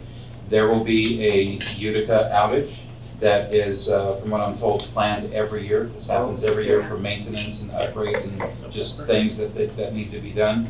That will occur from November 1st of this year through December 3rd of this year. I'm told by Chris, our Public Works Superintendent, that we have sufficient water in Ross Reservoir to allow for limited, if any, disruptions to our customers in the city. But there is a kind of a request to do what we can and kind of get the word out to conserve just a little bit during that time frame in the event that something happens. Say there's like a fire or a break or something. Just do some conservation efforts during that time of the outage. Next thing is the ribbon cutting for the monument. The last council meeting, I asked if there were council members that were interested in attending the ribbon cutting for the monument and wayfinding signs at, I believe it was the October 22nd Board of Supervisors meeting. They postponed that, and they haven't suggested a new date. So that date that I asked you about last week, or last council meeting, is out, and I don't have a new date yet. So I just wanted to pass that on to you. Next thing, H4C, the Highway 4 Corridor working group that we have with our water partners in the area. We met last week, and we brought in County OES, Office of Emergency Services, Eric Holt, to assist the group in doing some emergency preparedness, to start thinking about and have staff start thinking about what happens if there's a critical incident in the county with our water system. How as a county are we going to handle that? It flows down to Angels, but there are several layers along the way before it gets to us that could affect us. So we've now involved OES in trying to develop some emergency preparedness for our water system. I think I'm going to hold off on that one until the next meeting. So we'll get to my list here. Booster Way, just an update. I anticipate that project being completed at the end of this week, middle of next week at the latest. They've done a good job of, so they're actually ahead of schedule on that Booster Way project. But I'm pushing, hoping that they will be done by the end of this week. The moving of the house, you guys approved probably 2 or 3 meetings ago that we were going to transport this house on Highway 49. It's kind of an older white house on the east side of the road, pick it up and move it to the museum as a historical monument basically in town. Well, the delay is, I just wanted to give you an update, the delay is AT&T. So there are multiple entities that need to be involved in moving this house, and AT&T has to raise several lines right in front of that house, and then along the way as it travels to the museum, raise other lines. So we're working hard to coordinate that effort with AT&T, but that's why nothing has happened yet. We need to get them to commit to dates that their staff can come out and raise these lines for us. Did the museum get fully funded on that? It did. The Foundation? The last $10,000 that was needed was from us. Okay. Yes. Thank you. We fully funded that. Automated meter readers, we already talked about that earlier, so I don't need to do it again, other than to say that we had a phone conversation today with the vendor, Badger, and everything's moving along on that project. And again, Chris is taking the lead on that and is doing a great job. Okay, the last and biggest one is space needs assessment. So I included in your packet a space needs assessment that was done, I think, in 2012. And the reason that I put this on here is since I've been here for the last probably 2 or 3 months, I've heard from a couple different council members the need, or at least the desire, to do either a space needs assessment or a master's facility project, and perhaps another term that was used. So, and I'm happy to do that and happy to take that on and lead that effort. I just want to make sure that I'm giving you what you want. Okay, so I don't want to go down the road of doing what I think is a space needs assessment or a master's facility study, only to realize that it's not what you guys wanted in the first place. So, a space needs assessment was done by Aspen Street Architects in, I think, 2012, somewhere around there, 2015. And it included everything that's in your packet. You know, the buildings that we had at the time, what those buildings are used for, what the space needs are anticipated. I think it was a 5 to 10 year study. So what those space needs are for the next 5 to 10 years. Again, this was done in 2005. So we're at the very tail end of that 5 to 10 year study right now. And the former city administrator gave an update in February, I think, of this year, just bringing this back to your attention. I think kind of asking for just a where are we with this project? What's the council's will with this project? So I found this thing, or actually, Michelle, thank you very much, helped me find this study that already existed. And my only reason to bring this to you now is to show you that, is this what you want? Or do you want something completely different? Do you want another version of this? Do you just want an updated version of this? When I hear the need for a space needs or a master's facility study, I just would like a little direction on what you want so I can make sure to deliver something that will be useful to you. You know, I wonder, nobody wants to do more meetings, but I wonder if we shouldn't have, you know, a study session with department heads and kind of brainstorm. I mean, because we've tossed a bandied around, you know, can we add on to the current building where Chief Ellis is housed and, you know, do something with fire there. It would be good to maybe get staff input. And Chief, do you guys have restrooms separate from, this study kind of indicated you guys don't have any restrooms in your building. Not public restrooms. Not public, but you have restrooms. We have restrooms. Okay. I mean, you know, and we've talked about, you know, what should we do with the old city hall? And, you know, is there an opinion that we want to move city hall back there? But I just think it would be good to brainstorm what we envision, you know, and what do we want to do? And there's a little bit of Measure A funds that could help do something with construction if we wanted to. I don't know, that's my 2 cents. Yeah, because we have a ladder truck sitting. Yeah. That's unhoused. Yeah.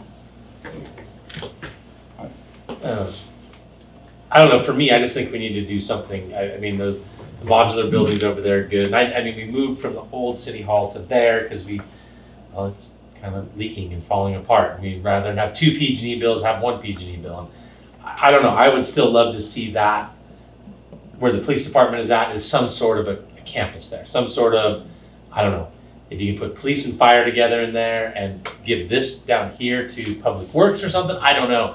But I think something, we need to have a discussion, at least a discussion to start and see where, I think the department heads might not be a bad idea and see where we go. Want to make this city hall? Yeah. You make this city hall. Yeah. My big bone of contention is the old city hall just dilapidating. Yeah, it's just So sitting there. that's I mean, we can make sense of what Alvin said, fire and police, and then the use of this building, but that building being vacant for another winter is no bueno. How often does someone go in there just to do a check on it? I don't think Never. they do. I don't see people going Since in the there. fence has been put up, kind of, yeah. I've seen Public Works go there and water the lawn and open the fence, and I've seen a truck parked there several times, and a staff member walking around the building. But I don't know if they ever go in the building. I can check on that. I've never been in there. Maybe I should go in and see what it looks like. Yeah, maybe I'll do that. Tile in the bathroom's real nice. I love that building. I do. The tub. Or, I mean, I don't know, do we ask a contractor or somebody to go in and say how much it would cost to refurbish We've had this? I don't know, we we did that. Was it 200, it was still 200, right, Yeah. 250? Yeah, it's like 250. For the roof, the windows, Yeah. and some other stuff, but. and Because the that was ADA, just a, there was no expanding it. there was no expanding it, that was Yeah. just to seal it back up, Correct. it was $250K, Right. just to, that wasn't maybe to make even office sell it. space or anything, I was just Yeah, It's that's just- where I'm It's at. just sitting there, so It's a should nice we, store. I mean, we tried to sell We it, tried should we some. rent it? Like, Yeah. do we need to at least put a new roof on it to keep it, the bones good on the We building? brought renting it a couple times to you guys. And when we rented out the pickle porch and renewed that lease, we all pretty much said that we are not supposed to be landlords. No. We are Right. not supposed to be in the business of doing that. It's Yeah. kind of unorthodox. because I think So, Sierra Hope wanted, Yes. right, they wanted Yep. to use it at one Right. point. Oh, right. You- But that was a different, yeah, that was not really. After school Yeah. program or something. Why not? So it Just sounds like like a brainstorming session would be ideal. Yeah. considering But we don't have that's an answer for you right at this Okay. moment. Yeah. But, No, but maybe. Would some- you- but maybe a study session and just so we can just, Would you like me to schedule a special meeting? Or, and the timing of that, before the end of this year, after the first of next year, what's the? I think that building needs to be I think a special winterized. meeting, yeah. Yeah, I think And that we need a building tarp on it. specifically needs, well, the windows are probably leaking and I think that's the reason that The you all windows moved weren't out of it, leaking. was because there was. Part of it, Have no, not that was, been. that was Well, part, and and then we there were was out some of, ADA issues. and we were out of space, and, Yeah. I mean, there was a whole bunch of Right. issues. How about Steve go look at it, and that'll be our first topic. Yeah, definitely, I'll go look at the old city hall, but the overall city space Right. needs assessment, are we talking about a study a session? study session. A special meeting, November, October, December, what's the, just pick a date? Pick Do a we date have, and see do we have 2 meetings in November? So that's on my That's the topic next- to oh, yeah. discuss. Ooh, okay. Okay. Well, because I was gonna say if we don't, then maybe we do a special meeting the second week in November or something if we don't end up having a meeting on the second normal council meeting. And I know there was a fire department, like a whole plan thing, if you could dig those up too. Yes. And that was like a I've whole seen that, stage yeah. thing, I mean, that was a whole big thing. That's the one we just, Yeah, the yeah, grant, put to bed. yeah. That was part of, yeah. Yeah.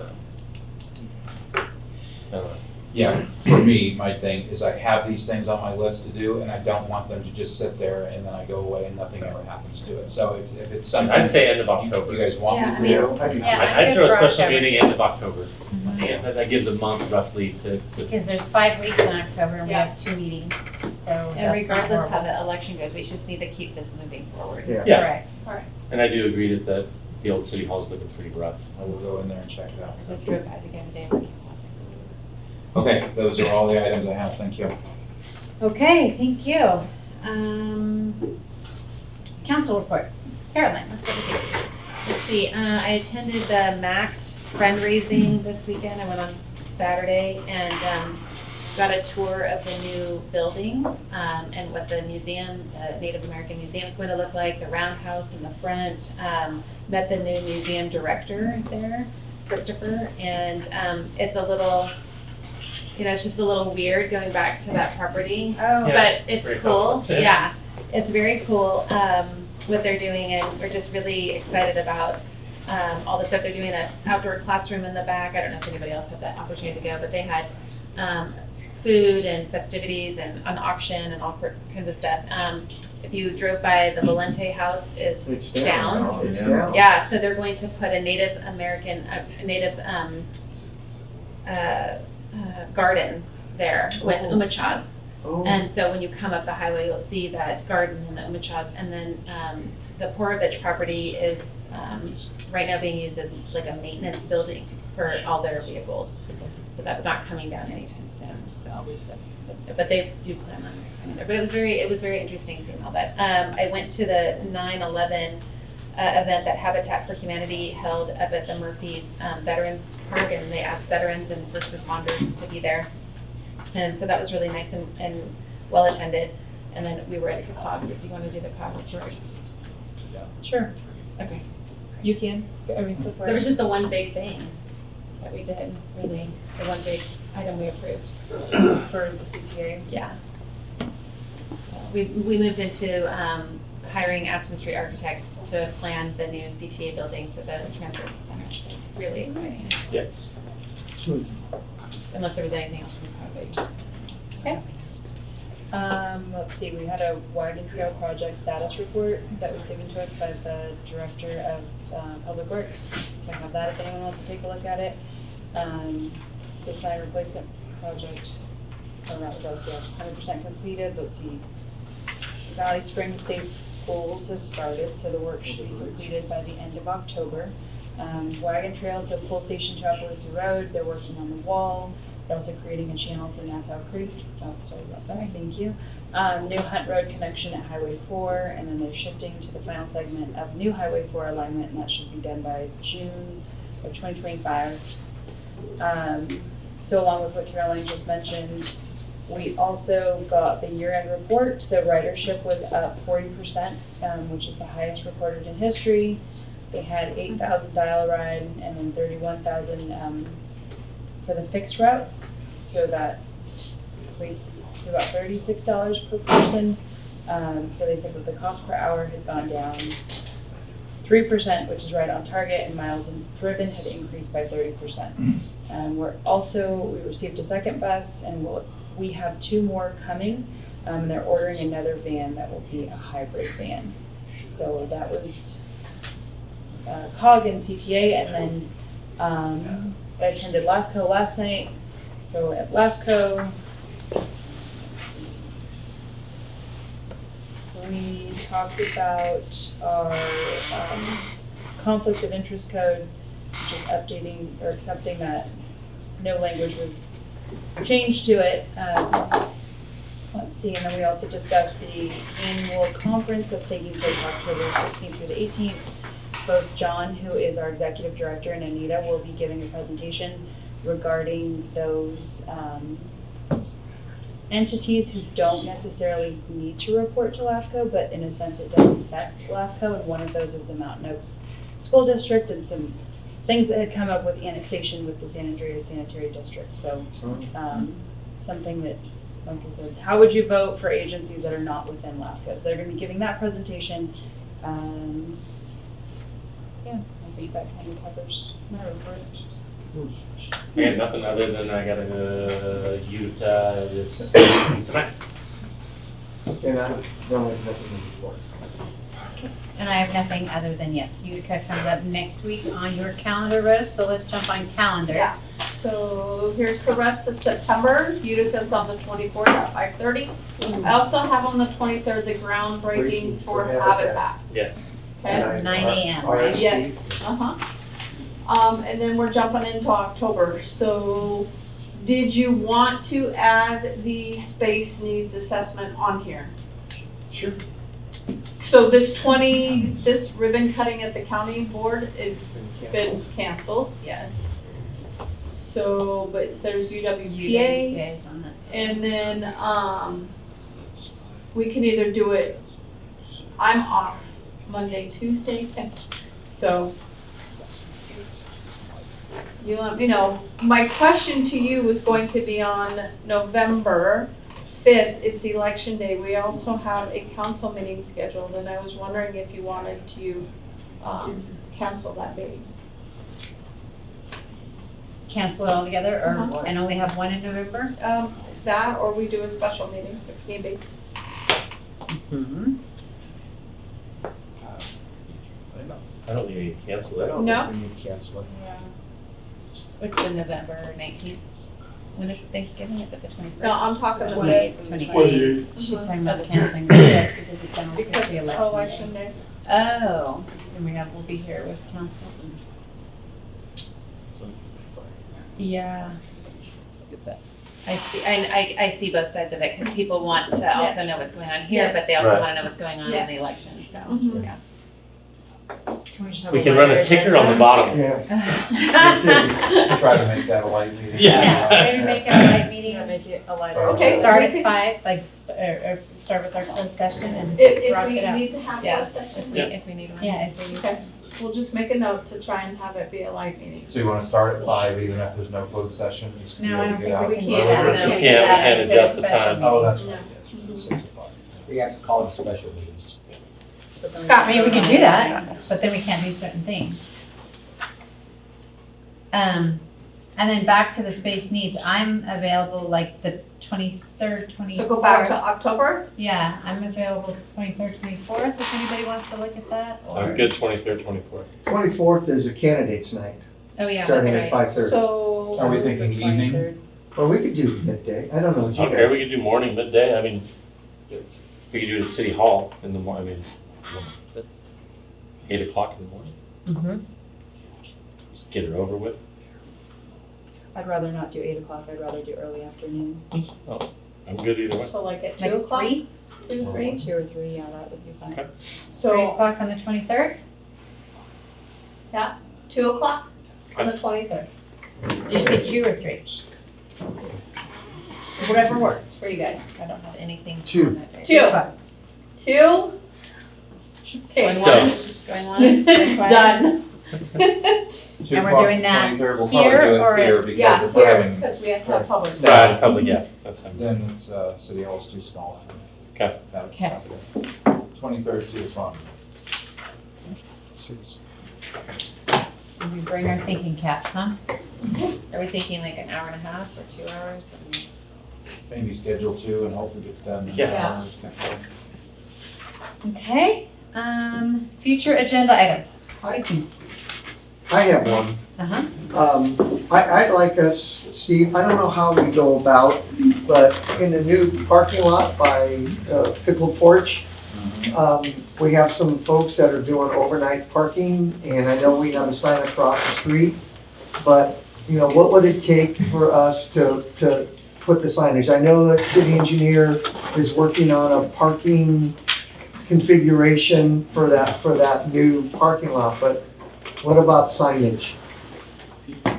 It's a great question, and I remember we addressed it at one point when we purchased that property, and I was under the impression that we were gonna have signs that said no overnight parking, or, you know, that's really all we can do with our ordinances, so I think it is important, otherwise it's gonna become a camp out.